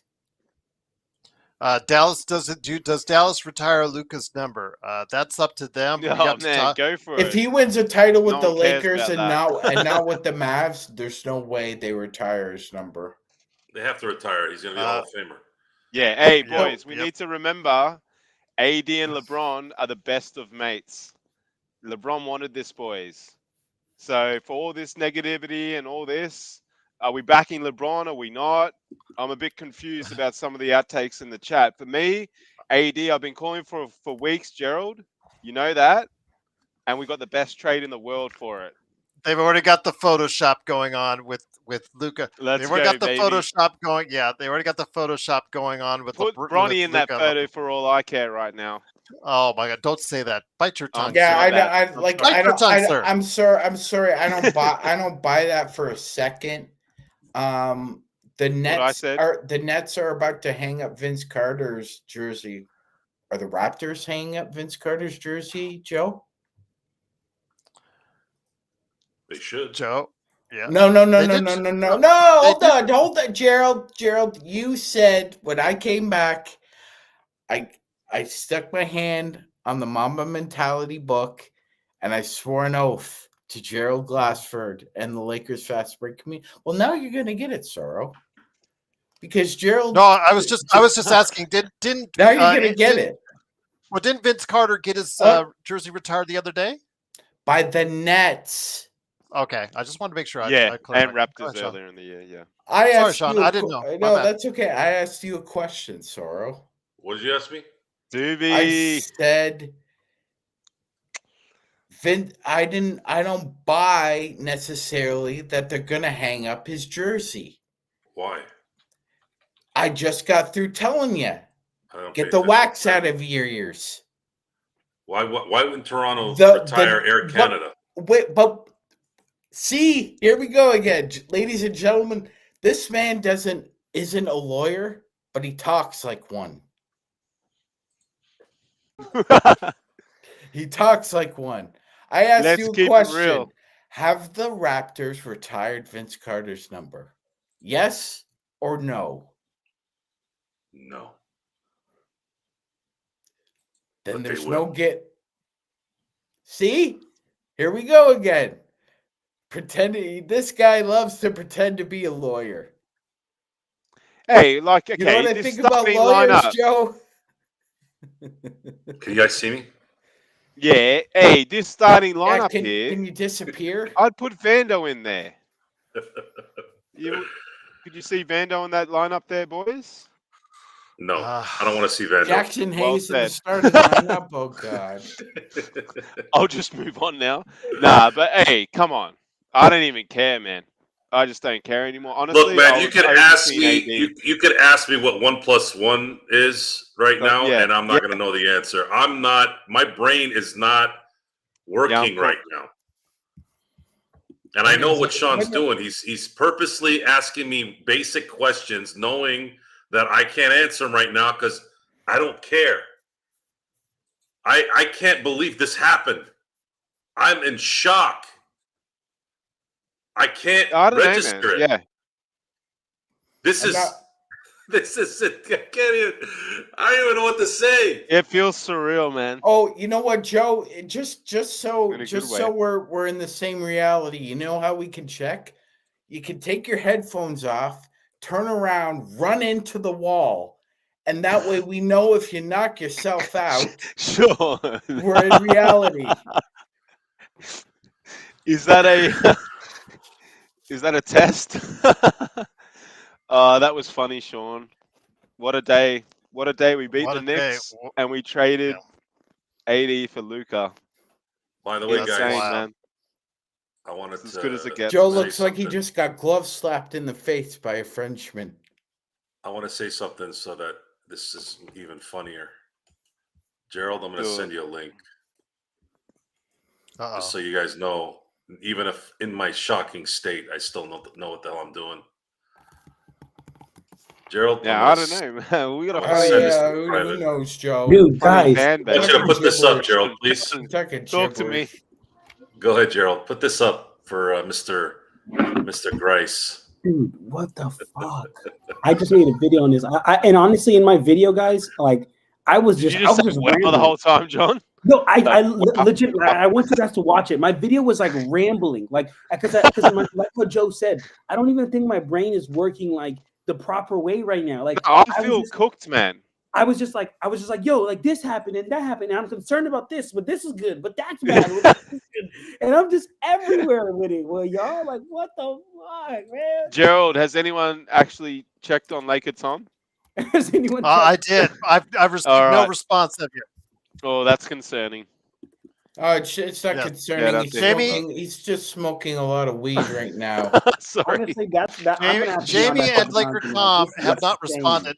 Jamie and the Lakerholics have not responded. The main Lakerholics have not responded. As of Okay. yet. Danny, No doubt, Jamie's one of the 40%. I can't wait till the next time he's on Hi, here and everyone. complains about Luca. G'day, Danny. Sean, what time is it for you, man? Hi, guys. Hi, John. I'm Hi, fine, John. man. Okay. Hi, Will. Danny, Hi, bro. Shout out to you, Sean. I'm fine, man. I usually get booty calls around 4 or 5 anyway. So Oh yeah, my He's bad. like, So yeah, hey, you're up Sean, for a few Sean. more hours. Sean, That's hey, always Sean's my booty issue call. too. Hey, Sean's booty call is gonna show up, and then Sean's gonna be like, "Dude, fuck that! You gotta Yes. leave." Luka What? You know, she rocks up. Why are you wearing the AD uniform? He'll Put a ask Luka her jersey on. if Vince Carter's jersey was retired in Toronto. Oh my god, dude! I'm mind-boggling. I'm honestly posting. Gerald, put that you article know up. what? You know what? You know what I'm gonna Where is do? I'm gonna show her a picture It's of already gone. all 5 of Took it you off. guys and have her rate you. Can you guys hear me? Oh, you sure? Sean, That's what I'm gonna do. you do know Yeah, that they already that's retired his jersey, right? I'm gonna start with this bro up here. You do know that they retired in Toronto, right? This woman is German. It's the Very- Raptors. I'm not very- talking about German women. Very, I'm talking about very jerseys. harsh. Very harsh. Jerseys in Toronto, not Can you German guys hear women. me? And I'm gonna get her to Not describe. German. Bro, can you hear me? I'm gonna get her to describe Joe Soro in German. Yes, we can hear Oh, you, you- Danny. Okay. Yes. There Danny, you go. What is that, Big grade, Mr. boy. What is that, Mr. Know-It-All? Huh? yeah, I was there. Hasn't happened. I Hasn't saw it. happened yet. Hasn't happened yet. That's what I'm saying. Well, Wait, Sean, it has a few weeks ago. Yo, what in the world, y'all? Like straight up, y'all. Yeah, I saw that live, man. Yeah. What? What? Vince Carter spoke well. Sean, you'll get your revenge. Just plot your revenge There'll carefully. be time. Oh, you know, Think Klingon. The best dish. What is it? What's the Klingon proverb? revenge is a dish best Ah. served cold. No, Sean. Come My on, you heart should is know going this. Crazy, man. Revenge is like Served serving in cold cuts. Yeah, yes. It's a cold cut. Gerald cold cut. talked about the cut. Klingon one. Y'all, Ah. what is going Oh, on? John, here? I can't get over There's it, bro. nothing anyone I've can got to tell go to me. sleep. We, the show- 8 Lakers, hours. got Luka 8 hours. Doncic. Can't do it. This show might be like a 12-hour show Eat it. tonight. Yeah, This man, I'm might not leaving. Gerald, I'm not don't leaving leave tonight. ever until there's another trade for a center. It's Well, coming. boys, we're going 5 days here. They're not going to go into the playoffs with Jets and Dude, A's. I ain't gonna lie, guys. We should just stream until the entire trade deadline. Yeah, boy, if you want to see my face for 7 days, just watch this stream. I'm not going anywhere. I can't even move, man. I can't, bro. I needed to move like 4 hours ago. I need to go to the toilet. Alan, That's the all trade is forgotten. confirmed. Toilet's Yes, done. Alan, the trade is confirmed. Danny, we'll get your thoughts real quick. Do you like the trade or not like the trade? I love it. Let's go. All right. See, there you go. That's what I'm There you talking go. All about, right. All right. man. Yes, but it is official. Everyone Well, is staring at us in a weird way. the trade. No, well, stop staring. pending any medical exams or anything like that that comes out of it. Again, according to Shams Charania, the Lakers have received Luka Doncic in a trade along with Maxi Kleber and Markieff Morris to the Mavericks. AD Anthony Davis is no longer. He goes to Dallas along with Max Christie and a 2020 Jazz get Jalen Hood-Schifino and his expiring contract along with 2 seconds, one for the Lakers, which they own the Clippers. And then also the Mavs sent them one as well. So there you have it. Luka is a Laker. And I think that's really a shocker upon all shockers, but we were glad to do it live. It happened. We couldn't believe it. I thought it was fake. I thought it was something. Yeah, we all thought it was fake. We all thought it was hacked, I didn't. Sorry. but it's absolutely real. Absolutely So there you go. Alan, real, you man. you asked me It's real. 3 baby. times in the chat. ESPN is reporting it on their site. Three times in the Reporting chat. it. Oh, It wait, is Alan, real, he's bro. still asking if Alan, the trade dude, happened. dude, It happened an hour ago, There's Jay. no way it's real. Alan, do the same thing. Do the same thing we recommended Joe Soro do. If you don't believe it's real, Oh, you guys. take off your headphones, whatever you're wearing. Run straight to your front door. I got Your head down. Tonight. Oh, And as soon as you knock yourself out and you come to, you're gonna go on the internet and I'm see going to that. knock you out. and Hey, I'm gonna and wait. See, that. John, I'm gonna run I'm to the light. not. Yeah, run to the light. Yeah. I'm not suggesting to I'm knock not talking No, to the- Joe, I'm talking Joe, to go Mark. outside. anybody Go Yeah, ahead else. and Sean. scream outside. Yeah, Who's right. that guy? I didn't say What? knock you out. I said knock yourself I will out. knock you out. I said it. Punch yourself. I said it. You didn't Oh. say it. I said Choke it. yourself. Choke yourself. No, Joe, go outside. Choke and scream, yourself. Luka. So good. dude, That God. is a lot. Not with your hand, with my hand, numbnuts. Sub a member if you can. What a I day. can't even believe it right now, y'all. Good day So to be yes, a it Laker, is boys. confirmed. Luka Doncic is now a Los Angeles Lakers. And I'm Did bringing you- back LA gear. Did your parents have any kids that lived? Oh, YYC, these two will always. These two, hold on, We're going YYC. crazy. YYC. These two will always be violent to each other. They always be violent to each other. Doesn't Yeah, matter. but they love each other. Like If brothers. you say so. Like If you say so, brothers. Mark. Yeah. Rodell hates Like the sisters. trade.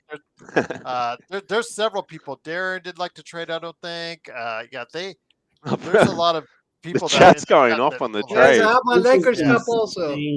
I don't see it. Yeah. Well, I just don't see it. Gerald, if there is a contingent who's not liking the trade, what's the general review about why the trade is so bad? What's the general theme? It's the Luka? People individual. thought that It's the Lakers had Luka. a chance to win it Yeah, this year. it's Luka. Yeah. It's the fit. It's Luke. Yeah, it's right. Yeah, that's the fit. People saying here we have Austin and Luca in the same team. Man, forget all that. We got Luca. Fuck it, man. You know what? Hey, can I say Luka. something real quick? Can I say something? Because I ain't gonna lie. Originally, that was my thought. Originally, I was like, bro, like The fit and shit. Yeah. like you LeBron and Luka are essentially the same player, right? Like just Yeah. one is a lot older, one is younger. But man, like, you know, as I was doing my video, and shout out to you, Joe, because Joe said, like, John, like, you know, how old are you?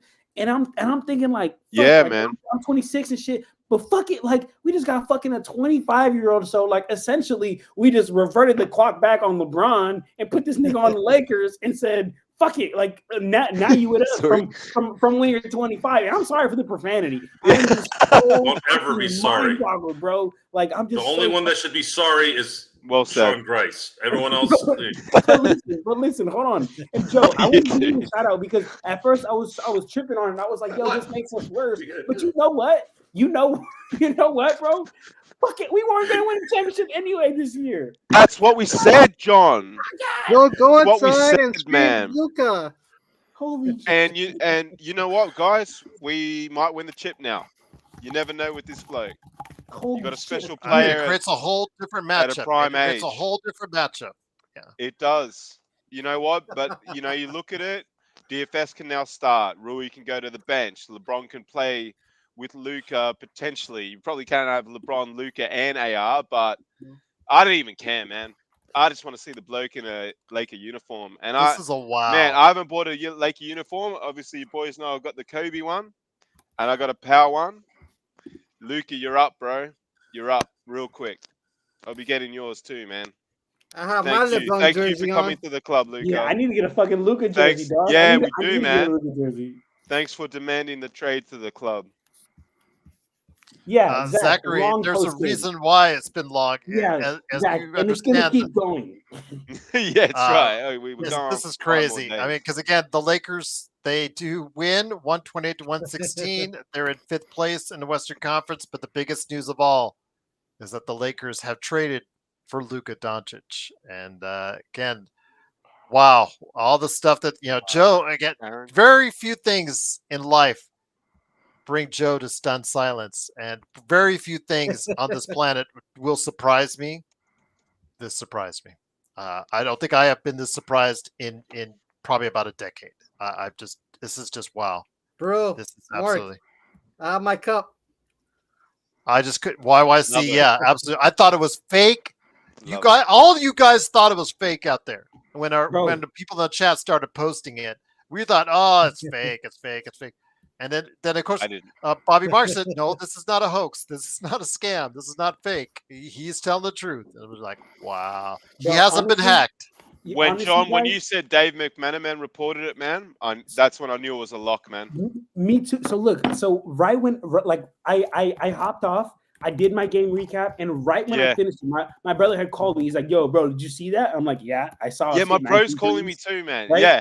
I'm like, "Yeah, I saw us hit 19 threes. What do you mean?" He's like, "No, Luka got traded to the Lakers." I'm like, "Man, Yeah. cut that shit out." I'm like, "Man, get off my phone with that shit." And then I'm like, "Man, get off my phone." And then he's like, "No, it's real. Like, look, I'm gonna say your thing." And then I saw it from Shams. And then once I saw Dave McMillan retweeted, I was like, Yeah, hey, bro. this is not cap.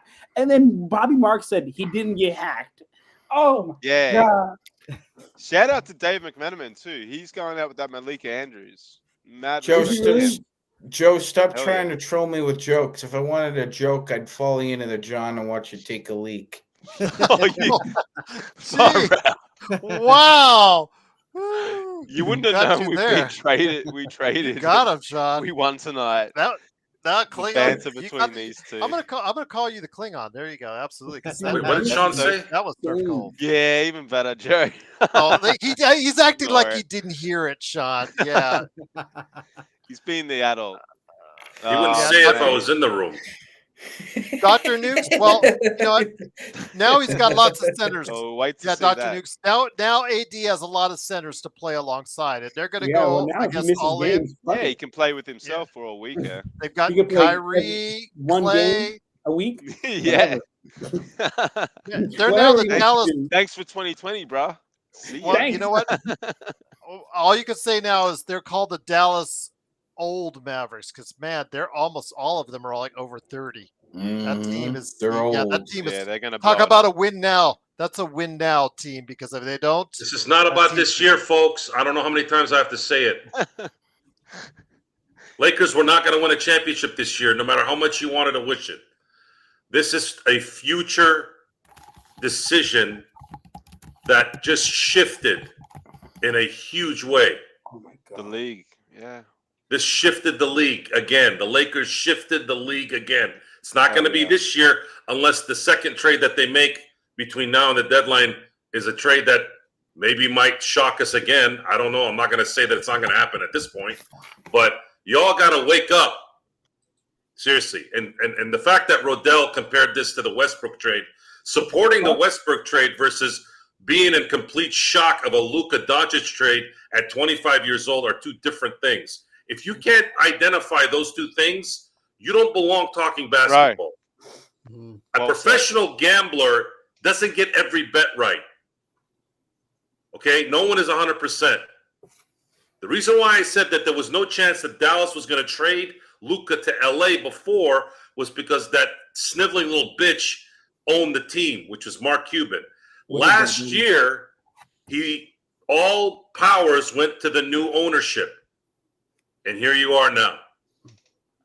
And part of the reason too still was the Supermax is a big deal, guys. A lot of people want that money. And Luka had another year to get on an All NBA team next year before the 2026 option year. And I'm sorry, and he's in Texas too, so you get even more money over there versus going to LA. Mm. It just wasn't going to make sense. Well, looks like Doncic doesn't care about money as much. Mhm. Otherwise, he wouldn't have Guys, said my yes. telephone is blowing up. Yahoo.com. Lakers trading Yes. for Luka Yeah, we know, Doncic. Danny. Yes. We know. Yes. I'll We know. just We're- say Okay. an We got it. Australian website, Joe and Gerald and the boys, news.com.au. They don't talk anything about NBA basketball. The second leading story on that website, news.com.au, an Australian website for news, not sport, news, political news, etc. The second story is this trade. It's as Dude, big as it yeah. gets, boys. This is honestly, I mean, I'm just like I might get canceled for this. This is bigger than that fucking airplane crash that just happened. This is fucking insane. You know, From a like, news story, Hey, John, this yeah. is huge. I This will be know, on Danny. Australian news channels tonight. This is an absolute game changer. It changes the NBA. We've got a European star too, guys. It's a Dude, little I bit can't different to what we've had in the past. This guy's not just big in America, and LeBron's big everywhere, but this guy is an international superstar of the highest order, man. Somebody is right now working overtime at the printing press to get those Luka jerseys out as fast as possible. Yeah, I'm they just are. going to say that right now. But I do want to mention from Shams Charania, he just posted the deal materialized in the shadows. LeBron James had no idea this was coming, supposedly. Anthony Davis Lucky had no boy. idea this was coming, supposedly. And I'm told Luka Doncic is still stunned about this trade. So there's you no take that way. at I face get from value. Mark Cuban. Look, I think in my opinion, like the same way that we said, you know, this doesn't happen without LeBron's approval. This isn't a little halftime whip up. It's the same thing with Luka. Like I said this. Like the only way a star would come to the Lakers is if it happened the same way that AD happened, where it's like I want to go to the Lakers and the Lakers only. And shit, maybe Luka said that. Like that has to be. Yeah, there's Oh, reports man. saying that he didn't demand the trade though, and the Mavericks sort Dude, out the I guess Lakers. Mark So who knows Cuban. what to believe right now? Yeah, The Mark Mavericks, Cuban wanted it. Yeah, I think no, Mark Cuban is wanted it. no longer Danny. Mark Cuban no longer owns the team. Oh, Mark Cuban would have. wow.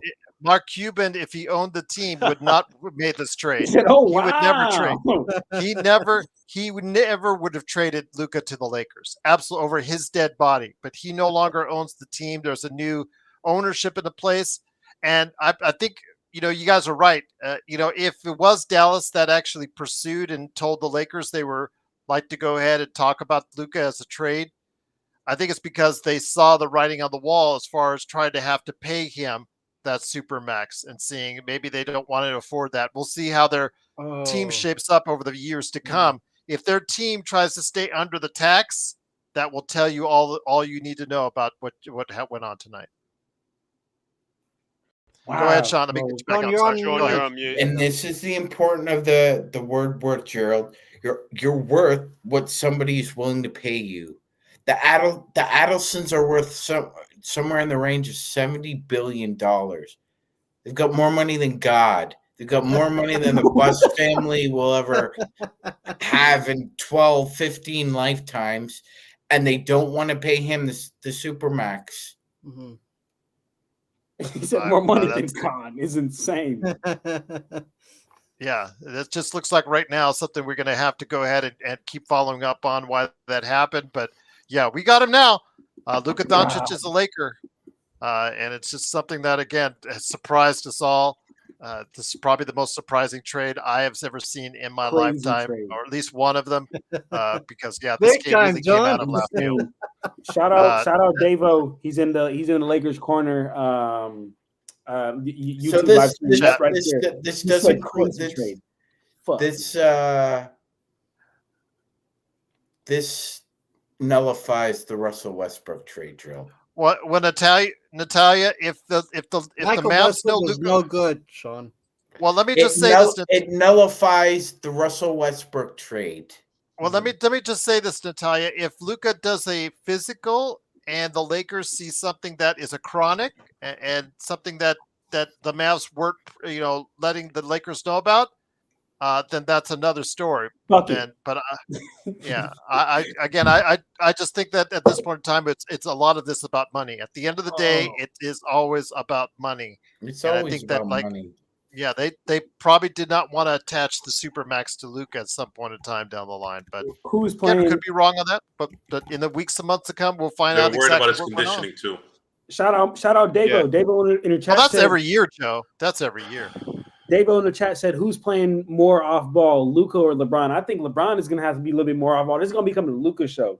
He's like one of those players where if you don't have him on the ball, like there isn't much that he's bringing to the table. Luka can shoot from anywhere at any time. That's definitely going to be Luka. Hey, John. Yes, but If Luka comes over, hold on, real quick, Danny. Give me 1 sec.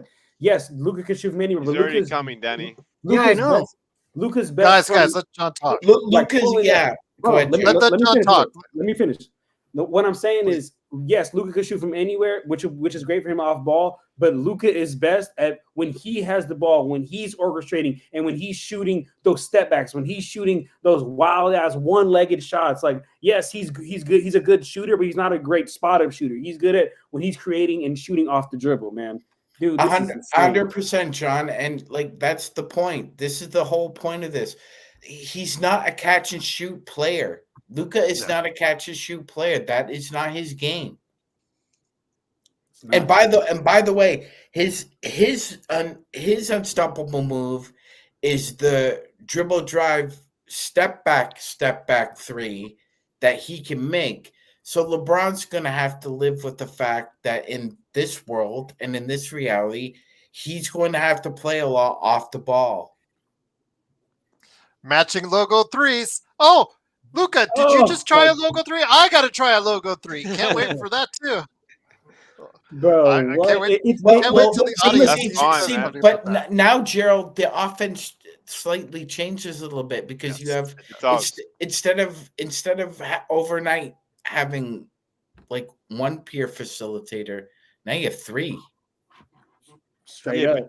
Yeah, You got and don't you LeBron, like the Austin fact, Sean, Reeves, that he can and focus Luka. on that LeBron can focus It's on like the that wishbone version of the NBA. scoring. Man. Yeah, he doesn't need to score anymore. Yeah, if he doesn't, He doesn't need to set up plays too. So you can look at a few different ways, man. It's an unreal trade and what it's going to do to the team. As we keep saying, boys, might not be for this season, but you never know with Luka. You It's Hey, never guys, know. one more right? trade. Luka Kyrie Magic. Irving. He's gonna need that. He's gonna need that pairing to run that high pick and roll with, because I mean he's always been successful with that. Yeah, we've got to make that trade. That's why I'm happy we still have that first round pick Yeah. to be able to try to make some shake in these next 5 days. But I mean, John. like how Joe and everybody on the panel just said, like even if we don't, like, you know what? Fuck it. We weren't gonna win this season anyway, y'all. Like, let's lock in on this young star that we got. And now tell me how much more desirable it is for a big man in free agency down the line to come to LA when you got fucking Luka as your point guard, bro. That's so much more desirable, dog. Hell yeah. Hey, John, we What's need to up, make man? one more trade. Kyrie Yeah. Irving with Hey, and don't undersell Doncic. what LeBron can teach Luca, boys. Wow. I'm so Danny, I think Dallas is Let's going to pass him keep the baton. Kyrie because shout out my That's boy who they're David, gonna- man. My boy David is they're- in here, man. That's my dog. they're We be gonna- hooping together all the time. they're crazy. gonna try and go ahead and make a run with what they have with AD and Kyrie, Danny. So Dallas, I think, is gonna probably try and do something to move Gafford. Would be my guess. I'm sad again because there was only a $2 million difference. Why that the Lakers couldn't do a little bit more to get Gafford? I think that would have been a much better deal than getting Kleber. But again, we got Luka. We've got a superstar for the future. We had talked about, and some of our panelists, when we at the beginning of the season asked who would be the MVP, some of our panelists said Luka. Luka in Vegas was one of the top 5 choices for MVP this year. Okay. Tell me, guys, out there in the chat, who is it we're going to get that is going to come here with that kind of level of ability? We're just going to luck and hopefully we fall into another trade, or we're going to maybe see hope for Giannis to come here, or are we going to be able to go ahead and draft the next superstar and hopefully maybe maybe that will happen. You guys are just reaching there. When a 25-year-old superstar falls into your lap, you accept it. And for a guy that, again, with AD, who did so many great things for us, thank you so much for everything you did, AD. I want to go ahead and make sure that's mentioned as well. Anthony, truly appreciate you bringing us home with that trophy. Thank with you, the Anthony. 2020. Yes. But thank you for this future team Kevin got too. younger, and eventually I think it'll get better in the long term. And because, again, the Lakers have to look beyond the LeBron era, and I don't think you guys are seeing that. You guys are looking like at the now and not just for the future as well. Hey, Ruff, at this point, shit, I wouldn't put it past the Lakers to pull some shit off like that. Hey, Joe, say something. Joe's quiet. Joe, let me see. Good basketball conversations for sure. Appreciate it, David. He said, my boy David, he's an OKC fan. He's low-key jealous. You don't got nothing to be jealous for, brother. Your team is securely at the top. you got You can be jealous. They haven't won anything. youth, talent, and 100 draft picks. You guys are set. You guys are set for the next decade David. to be contenders. You got to still win. Rodell says he is good at 25, but will he be washed I'm at sorry. 28? Riddell's losing it, man. Rodell At is what point done. is this We're done with guy Rodell. At The what point Riddell he is positive gone. about anything. Joe, Rodell just doesn't leave the exist Vikings- anymore. What do you When he want? compared Westbrook to Luca, that was it. I'm done. Yeah, well, fine. When he made those statements during the summer about us and about how we would only prefer certain players because of their skin color, that really, that was just really out of bounds. And people saying stuff like that that's uncalled for. So, it is Well what it is, said, man. Rodell. But yeah, it just absolutely, it's just a horrible way to go as far when you go that route. Alan says, please create a YouTube short, a Joe Sorrell reaction meme. It wouldn't be a great reaction meme, Alan, because it's just Joe and He just stood there like a hot dog when he heard Luca got traded to the Lakers. Yeah, you're gonna get a hot dog up your, what? So I'll see what I can do. I got to make a lot of memes up here, videos up here. I might not sleep maybe tonight. tomorrow I'll do that. But Yeah, man, it is I'm right now. reading days, man. thousands of things before I go to bed tonight. That's for sure. It's Saturday. Don't Yeah. think I'm gonna go to bed tonight. I'm gonna be See, doing that. It's again, only February. I won't sleep until at least June. our audience is all divided, guys, because a lot of people. Hans just came in here, says that that's a stupid trade. Doobie, it's divided, Rodell. but there's a lot of negativity, Gerald. There is a lot of negativity towards the trade. It might just be a knee-jerk reaction, and we haven't seen it in flight. But I don't care. let me ask you tells me, man. Unless Well, let me happy. ask you this, guys. Hold on. How Sorry, many Sean. times has this channel been called Negative Nancy's, Debbie Downers, Yeah. all that stuff? All the How many time, times have Joe. we thought you guys are just, you trash all this? Yeah, you know what?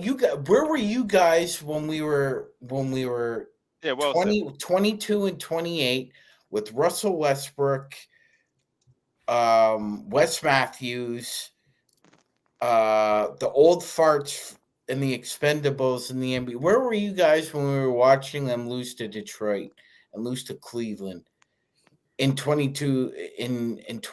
Where were you then? You weren't on here, but you were calling us negative Nancy's and that. Meanwhile, we were the only ones who showed up after losses. And last year, where was everybody? You know, this channel should be continuing to grow. Mm-hmm. And it's because we keep showing up in wins and losses. And we've been waiting for a move like this for a really long time, because this move also means that this channel is going to grow now. For sure.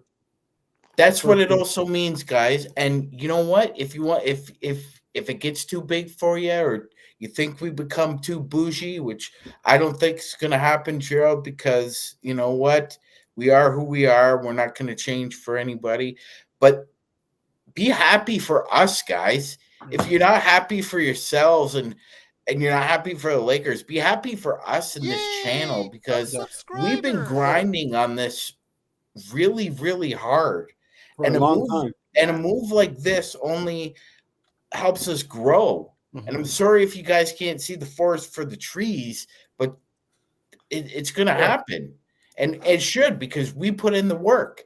We were here when they were taking L's. You guys weren't. While we appreciate you showing up and being on the wagon now, just remember we were on it when it was bumpy as fuck. Ryan Kelly type days, Robbie Sacre type days, yes, laying down on the bench type days, because we ain't got enough players to fill the bench type days. Yes. We all remember Chris Kaman laying out on the bench.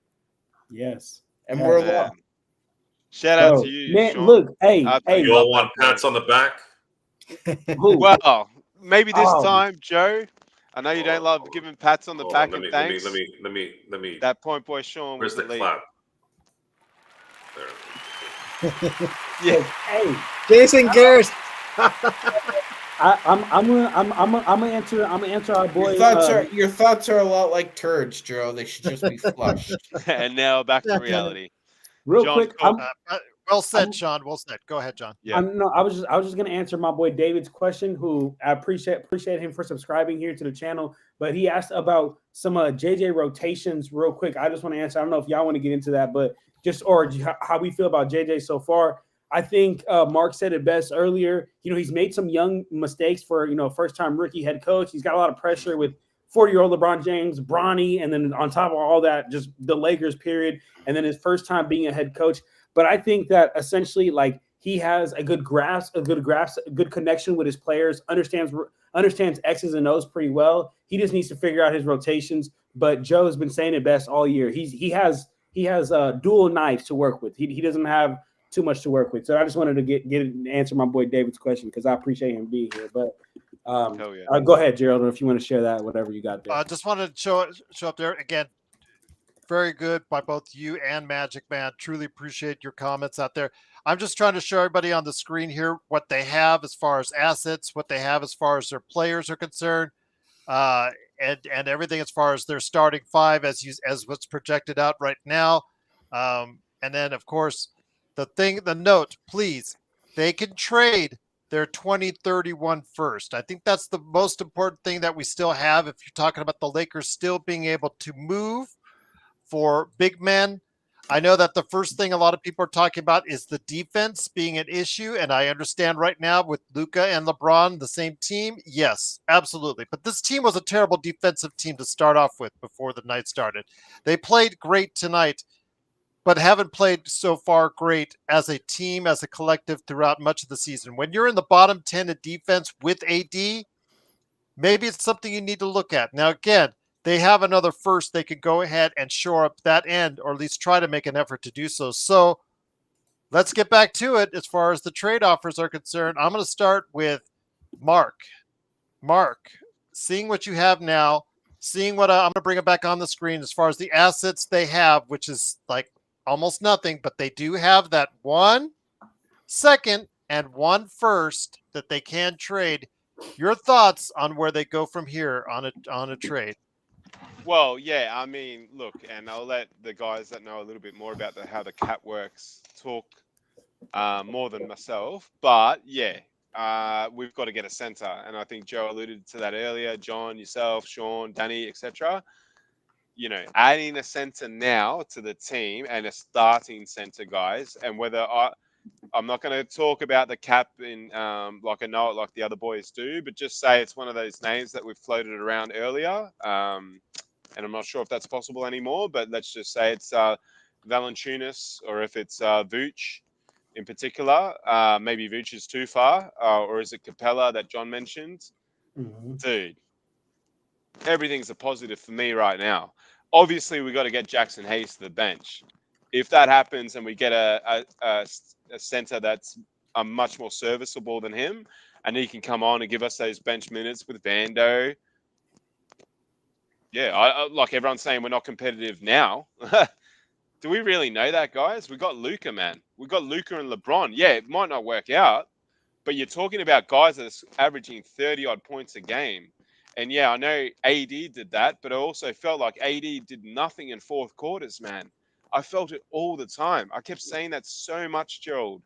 And people were like, oh, why do you want to trade AD? AD this, AD that. It's because it's all good in 1 to 3 quarters to play and score 30 points and get 15 rebounds. But when the chips were on the line, I personally felt AD went missing in those moments. Not all the time, but he wasn't able to step up and sort of, take over games. And I always was concerned by that this guy was going to be the next superstar for the Lakers. He was going to take the mantle for LeBron. None of it made sense to me. So unfortunately, the trades come sooner than maybe what we thought, etc. But how can we not sit here and go, if we get back a healthy Luka, who will miss the All-Star break now and potentially rest during that period? Are you guys for real, man? Like, Wow. Luka he can carry teams, man. He carried Dallas to an NBA NBA Finals. I know he had some help, but hey, are you telling me that Kyrie's better than LeBron all of a sudden? Forget about it. Gerald, I'd like to bring up something that's really important to note here. I remember what the Chris Paul trade vividly. And I remember a lot of Laker fans, a lot, and when I mean a lot, I mean at least 75%, hated Chris Paul, called him a whiny bitch. Chris whines to the refs. And people were mixed about the Chris Paul trade too, Gerald. I remember that as well on a lot of the message boards. I'm not sure about this. And then when the trade got vetoed, that 75 who were kind of didn't like Chris Paul and thought he was a whiner and all that wanted to cry the blues about the trade being vetoed and Chris Paul's a great player and we need great play. And so I expect the same kind of reaction here, except that this was a basketball trade and it benefits the Lakers. Mm-hmm. People want to get pissy and moany because he's European or he's white or he's this and he's that. Like, I've said this before on this show, Gerald. I said it privately with other people. I don't care if you're green, yellow, black, gray, white. You play basketball.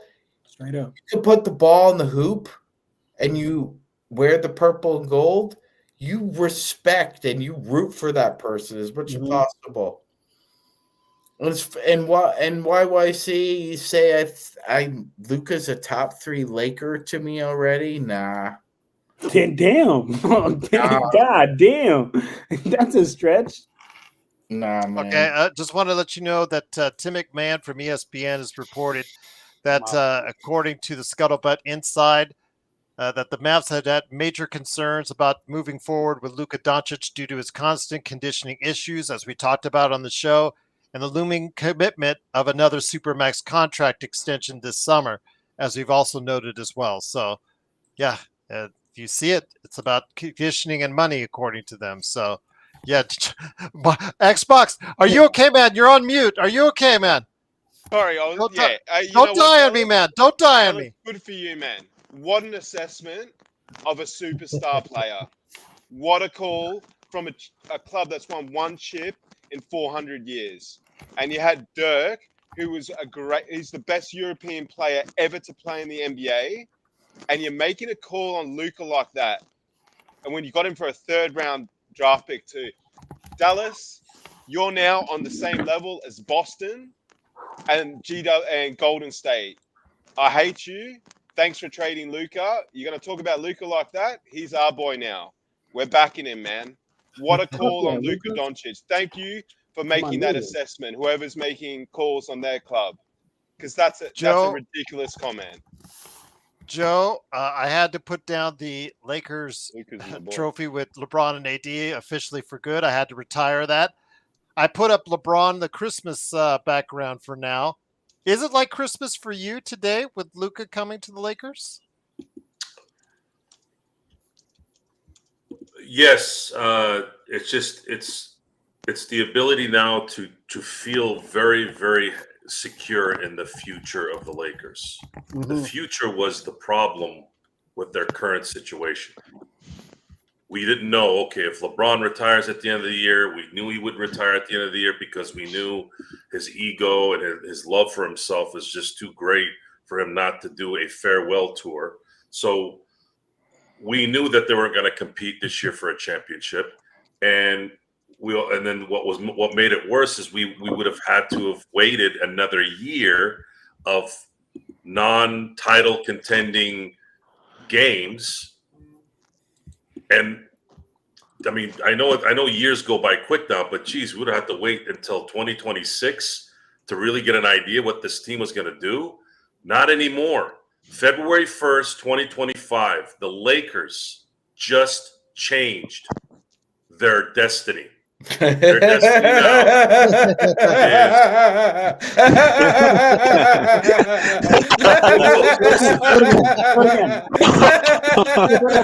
Rest in peace, man. Rest in peace. Hey, boys. Let's not laugh at the departed. That was good. And speaking of that, by the way, I remember when the Lakers were before the Lakers got Chris Paul. There was a lot of talk about how Chris Paul's knee was not going to work, much like how they're talking about Luka and his conditioning. So this isn't the first time you hear negativity because people are naturally negative because they're stupid, and they'll at this point not really understanding what's at stake here and what really happened here. I don't think people really understand how good Luka Doncic is, and I have full faith that he's going to stay in shape, be good, and the Lakers have a future now that they can build on. Absolutely ecstatic. Props to Rob and Jeannie. They absolutely slayed this. Gerald, quick question for you. You are a big dog around here. Ishan, he came on one time. He's a Mavericks fan. He keeps asking to come on. Do you want to bring him on? I said email me at LakersFastBreak@yahoo.com. I put it in the chat like about an hour ago, and he never. Was that Ishan from Dallas? Yeah, he's a Mavs fan. Yeah, Cowboys fan also. And Gerald, I don't know if he's a Cowboys fan. I know that's Ishan. Like Go ahead, Sean. Rudell is just being an obtuse person right now. A dick. Because the Lakers are ranked 27th in the league in defense. How much worse is Luka going to make us? What, we're going to be 28th or 29th at the end of the year? So what? We just held the fourth offense in the NBA to less than 110 points tonight. Defense isn't as bad as people think it is, and it's more than just AD. But to say, well, the Lakers' defense is going to be much worse. No. How could it get much worse? We're already 27th. The thing is, though, we had mentioned in recent weeks about AD not being the rim protector he once was. He'd give you flashes, but he really wasn't playing at the rim very well. A lot of people were getting by him for layups, and it was like the old AD wouldn't be able to would have blocked that shot into the third row, or he found himself out of position quite a few times, Sean. So again, maybe there were some things with the Lakers that they saw with AD that made them say, you know what, we're going to get him out and trade him while he's at his peak, while he's at a high as far as his value is concerned. And obviously, when if the rumors are true, if the reports are true, and Dallas was the one that started the call on this, guys, then you know what? They eyed AD all along as a key piece to what they want to do this season. So we'll just leave it from there. They're going to be a very old team in Dallas, but they are playing this for the now, indeed. Yeah, Lakers corner. I told him Lakers fast break at yahoo.com. He's okay. He is he's also Hey, Book. Hey, Book. I got to the Lakers first. I got to the Lakers first.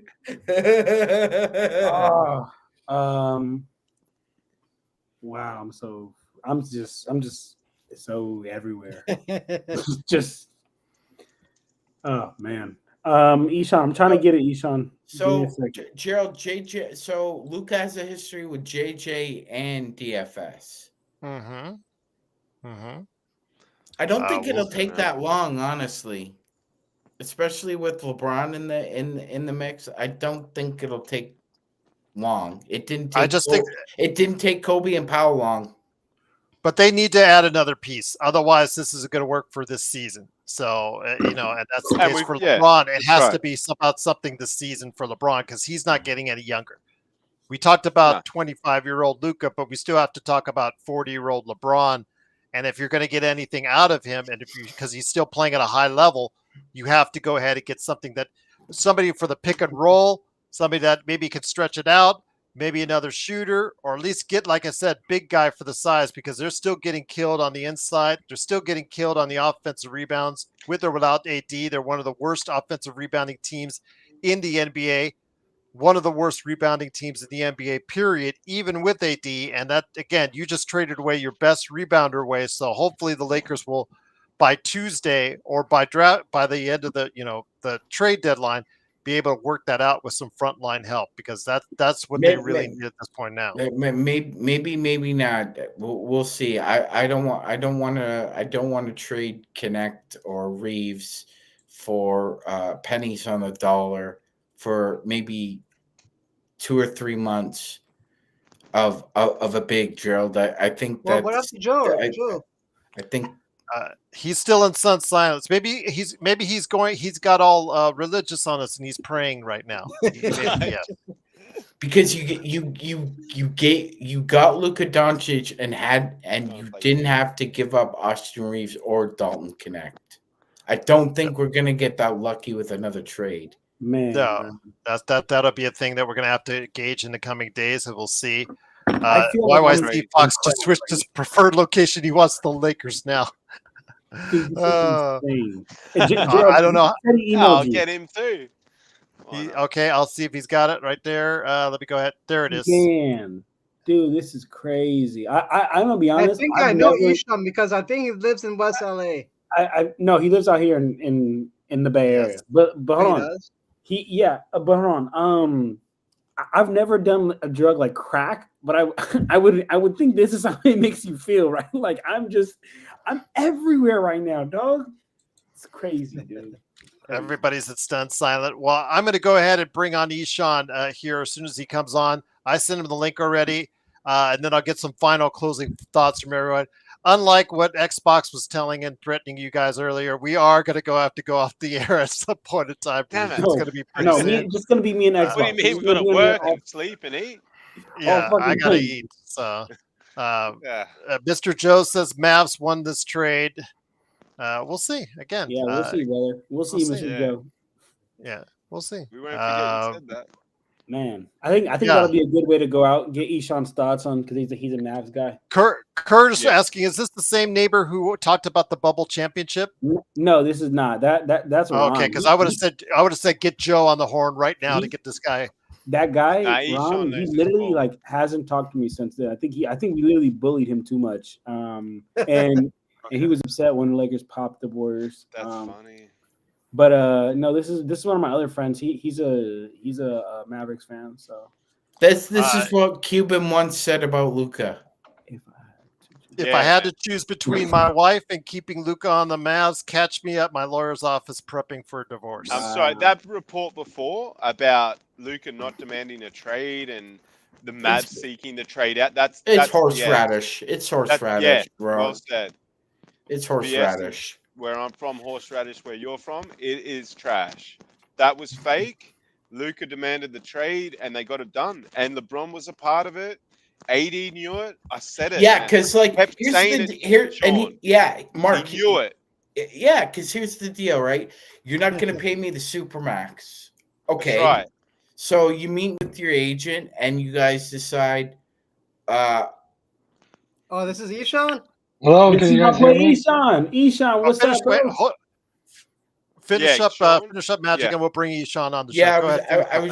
I was just gonna say. I mean, it's kind of it again. It kind of reminds me of the like we've had our fair share of them ourselves, trading them. A disgruntled superstar who wasn't gonna get the.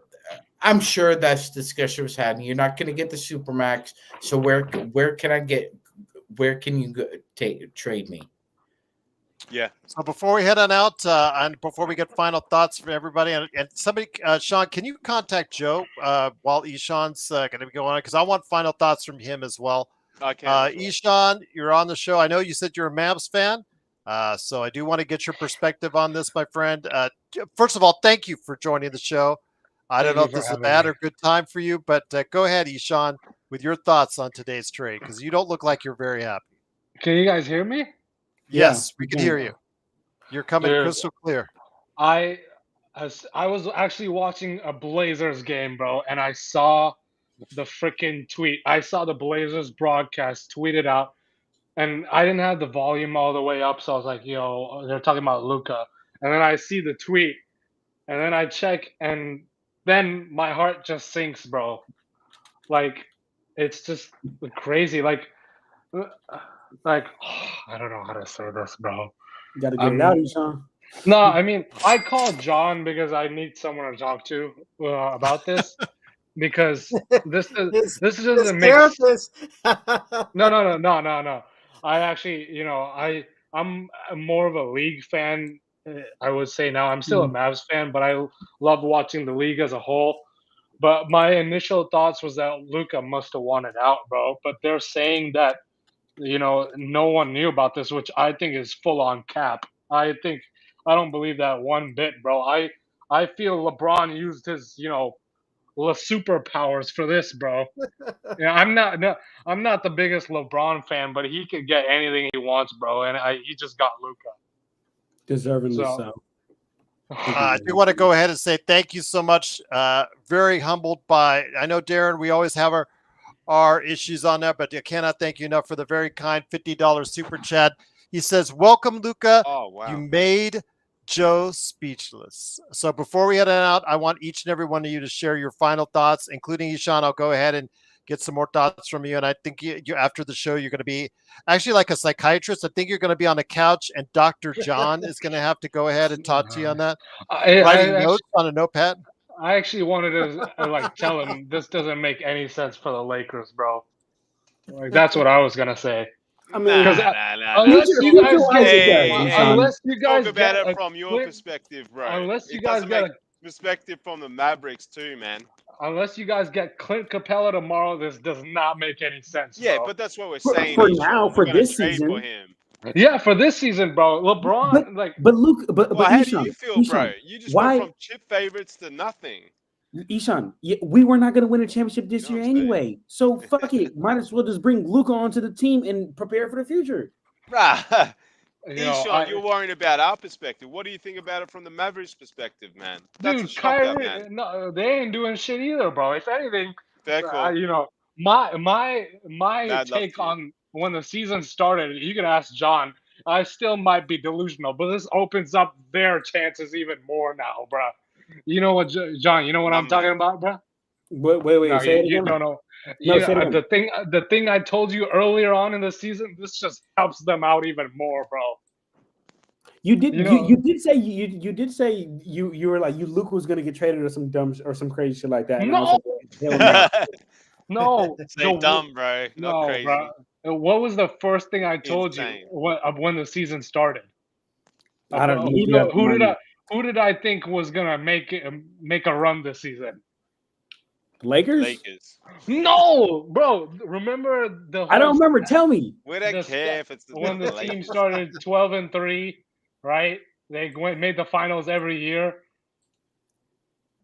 So who?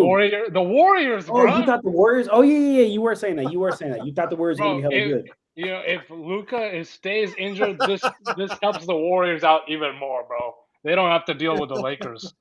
And I was seeing they might get Zach LaVine and Vooch, which would be good for them. So yeah, I don't know. Nah, I'm not talking about Warriors tonight, Eshawn. Forget Okay, them, yeah, bro. we got Luca, bro. I'm Curry So- all day now, bro. He's I'm struggling. We're all in shock, including So Eshawn. before we head on out, I'm going to go ahead and get the thoughts of everyone. I'll start off with Danny first. Danny, thank you again for being part of our playback.tv/Lakers live fast break coverage of the game earlier. That, by the way, the Lakers did play a game and they did win tonight at MSG. But Danny, any thoughts on the big day for the Lakers before we head on out? Congrats to Luca. Let's go. Welcome to the Lakers. There you go, Danny. Very well said. Absolutely, indeed. Also here today, again, wishing a best thoughts. He's going to have a lot to say on his channels. Please subscribe not only to us here at the Lakers Fast Break, but also Lakers Live with Zach. Big shout out to him. And, of course, the man behind those great channels, Lakers Corner and Clutch Talk. It is John Costa. John, all of our minds were just blown about an hour ago. Actually, an hour and a half ago. Ishan, good luck. Yes. Dude, the worst part about this trade is that they only got one first-round pick, bro. That's the worst part about this trade. Yeah. So, and the best part had for one us more is they we could have still given got up. another one. And the best part, but let me give my final thoughts here because to respect Gerald. We're a 3-hour stream here, baby. This is some top tier content. Look, Riddell said they won't win anything next year either. This is a lateral move. Riddell, what the gives a shit what Riddell says? Yeah, Riddell, honestly, Riddell, I think He's you done. might have did some real hallucinogen drugs tonight. You're right. We're not going to win this year. We're probably not going to win next year. It's depending on who we get for that big to pair with Luka. But what you're failing to realize is that we just got rid of an older player in Anthony Davis and brought in a younger player in Luka Doncic, who's a generationally great talent that now we are setting ourselves up for 2, 3, 4, 5 years down the line, whatever, because we're going to be better for longer. We're going to have this guy to build off of. And again, who doesn't want to play with Luka? Everybody wants to play with Luka. You can come make the most money of your career playing in LA. You can come play for a fun team like the Lakers, and you can play with Luka, and you can win. Come on, man. This is my final thoughts. Ishan, become a Lakers fan, man. Come on. No, I am not hopping on the bandwagon. This is my final thoughts right here. Look, and credit to Joe for this because I think Joe said it. Look, Anthony Davis, thank you for helping us win one championship, but even more, thank you for helping us win multiple championships years down the line. Want to go ahead and bring it into Eshawn now. Eshawn, your thoughts? Again, I know you had a little bit of time to think about it, but your thoughts, my friend? I hope LeBron doesn't win a ring again. That's just me, bro. God, stop it, Eshawn. That's good. That's good. I hope Luka gets his ring. I hope he doesn't get it with LeBron, though. That's my only pick, bro. That's a damn hater. My man. Mark, Xbox, you've been here for a great part of what we've been through today. The game at the MSG, doing so Eshawn, well. don't get mad. Come on, man. You've been awesome mod for us now for quite some time, and I'm truly grateful. I told you to come on the show for a reason, Xbox. Hey, you did. I was now you hesitant. It's Sunday Arvo here, and I was thinking of chilling out a bit. There's obviously a lot of appeal for me to walk outside and go to the beach, but I've stayed in with you boys, and what a night or what an afternoon for me. And no, I can't believe it. And you guys, please know this: Luka Doncic played for Real Madrid Basketball Club. Okay, the guy won a European championship for them and was the youngest ever European basketball award winner, MVP of the European, which is the next best league other than the NBA. So for me to go for Luka Doncic when he's played for Real Madrid and he loves Real Madrid Football Club, but I'm all about the Lakers, boys. And I know what's good for the Lakers.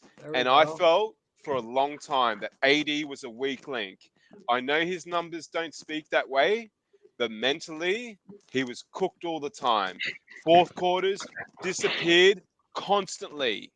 Always. Go back to any of his moments. Hey, Eshawn. Okay. Isolation moments is fine, bro. We've watched every Isha, game. what's this, bro? When Danny, let me cook a bit.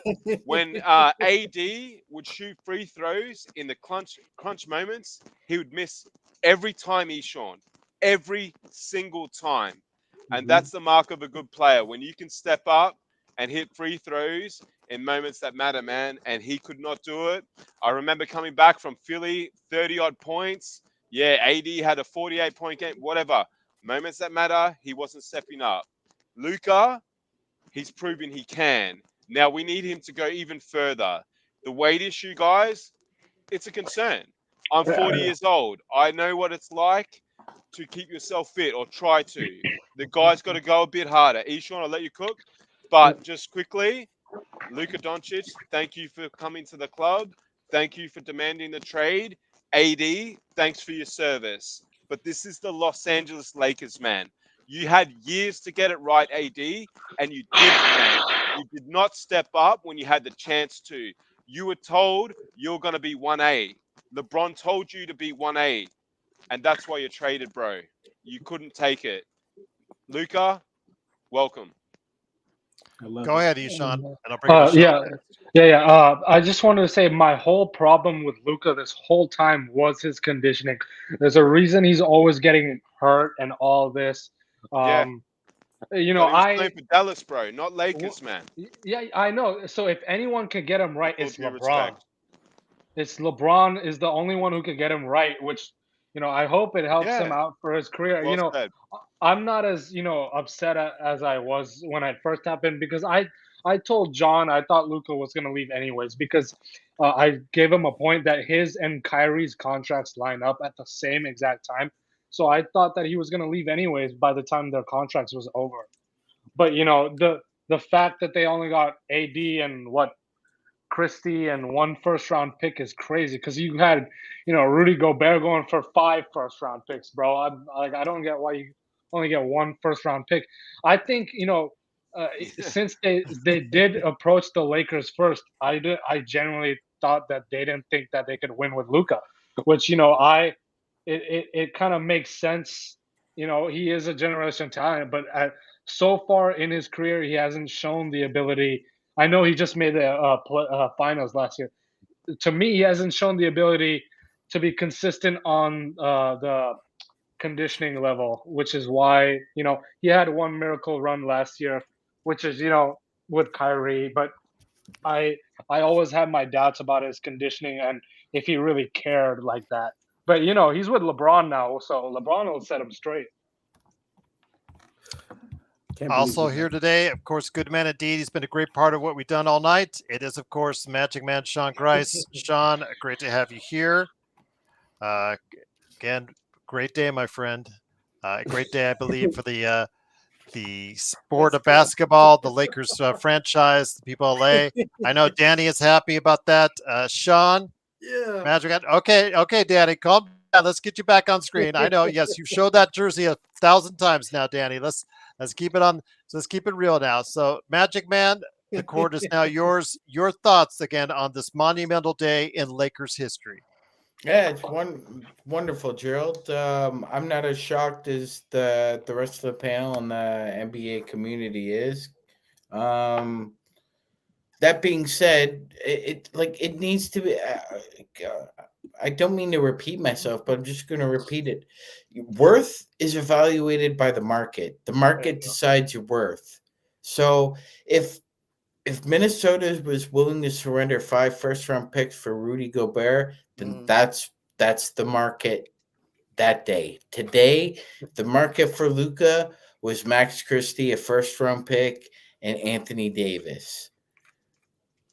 And if anybody has a problem with that, you can go kick rocks, because this franchise has had to deal with their own disgruntled stars wanting out or having trouble.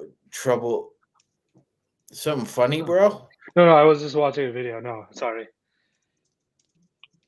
Okay, well, you were invited on here, and I Okay, don't, okay, let's I get, don't, let's well, get. I I know. just don't appreciate that, Joe, to show a I'm level sorry. I of know. professionalism. Apologize for that. We apologize. Go ahead, Sean. My apologies. Yeah, Finish up, my friend. just Keep it. gonna, Let's keep it. yeah, Go ahead. just gonna say, hey, it's a great day for the Lakers, and Awesome. yeah, all the conditioning issues aside, Gerald, I'll just go to another trade in another sport. So when the Buffalo Sabres traded first overall pick Jack Eichel to the Las Vegas Golden Knights, Eichel was considered at that point a first overall pick bust. He had a bad back. He was considered also a player with conditioning issues, and and he was on a team called the Las Vegas Knights that eventually won the Stanley Cup the year they acquired him. So circumstances and environments tend to change, and when that change happens, normally that leads to a player adapting. So that's what we're hoping Luka does, is adapt to LA and comes into camp in shape, because you need to roll in like 20 pounds heavier than probably you want to do during the season, because an 82 game season means you lose a lot of weight. So before we head on out, it is, of course, Joe Soro. I know our audience has been asking about your final thoughts on this for today. We will have a show tomorrow covering it again in more detail, Joe. Rest assured, Joe and I and everybody that can come back, we'll be back for tomorrow. Your thoughts, my friend, before we head on out. Well, I think it seems like some people have forgotten who Luka Doncic is. Let me try to remind everyone. Luka came into the league in 2018-19, won Rookie of the Year. At 20 years old, he was a top 4 MVP, made the make the All-Star game, and first team All-NBA. His third season, top 6 in the MVP, made the All-Star team, first team NBA. Fourth season, top 5 in the MVP, All-Star, first team All-NBA. Fifth season, top 8 MVP, All-Star, first team All-NBA. And then, of course, last year, scored 33.9 points, led the league in scoring, top 3 MVP, All-Star, first team All-NBA. If you all have a problem with that, I don't know what to tell you. And I don't want to tell you anything at this point. The Lakers got a generational player who really hasn't hit his prime yet. He really hasn't played with a full deck yet. The Lakers have a history of getting stars and giving them a full deck. Every star that comes to LA wins a championship. So the odds say that Luka will eventually win a championship in LA.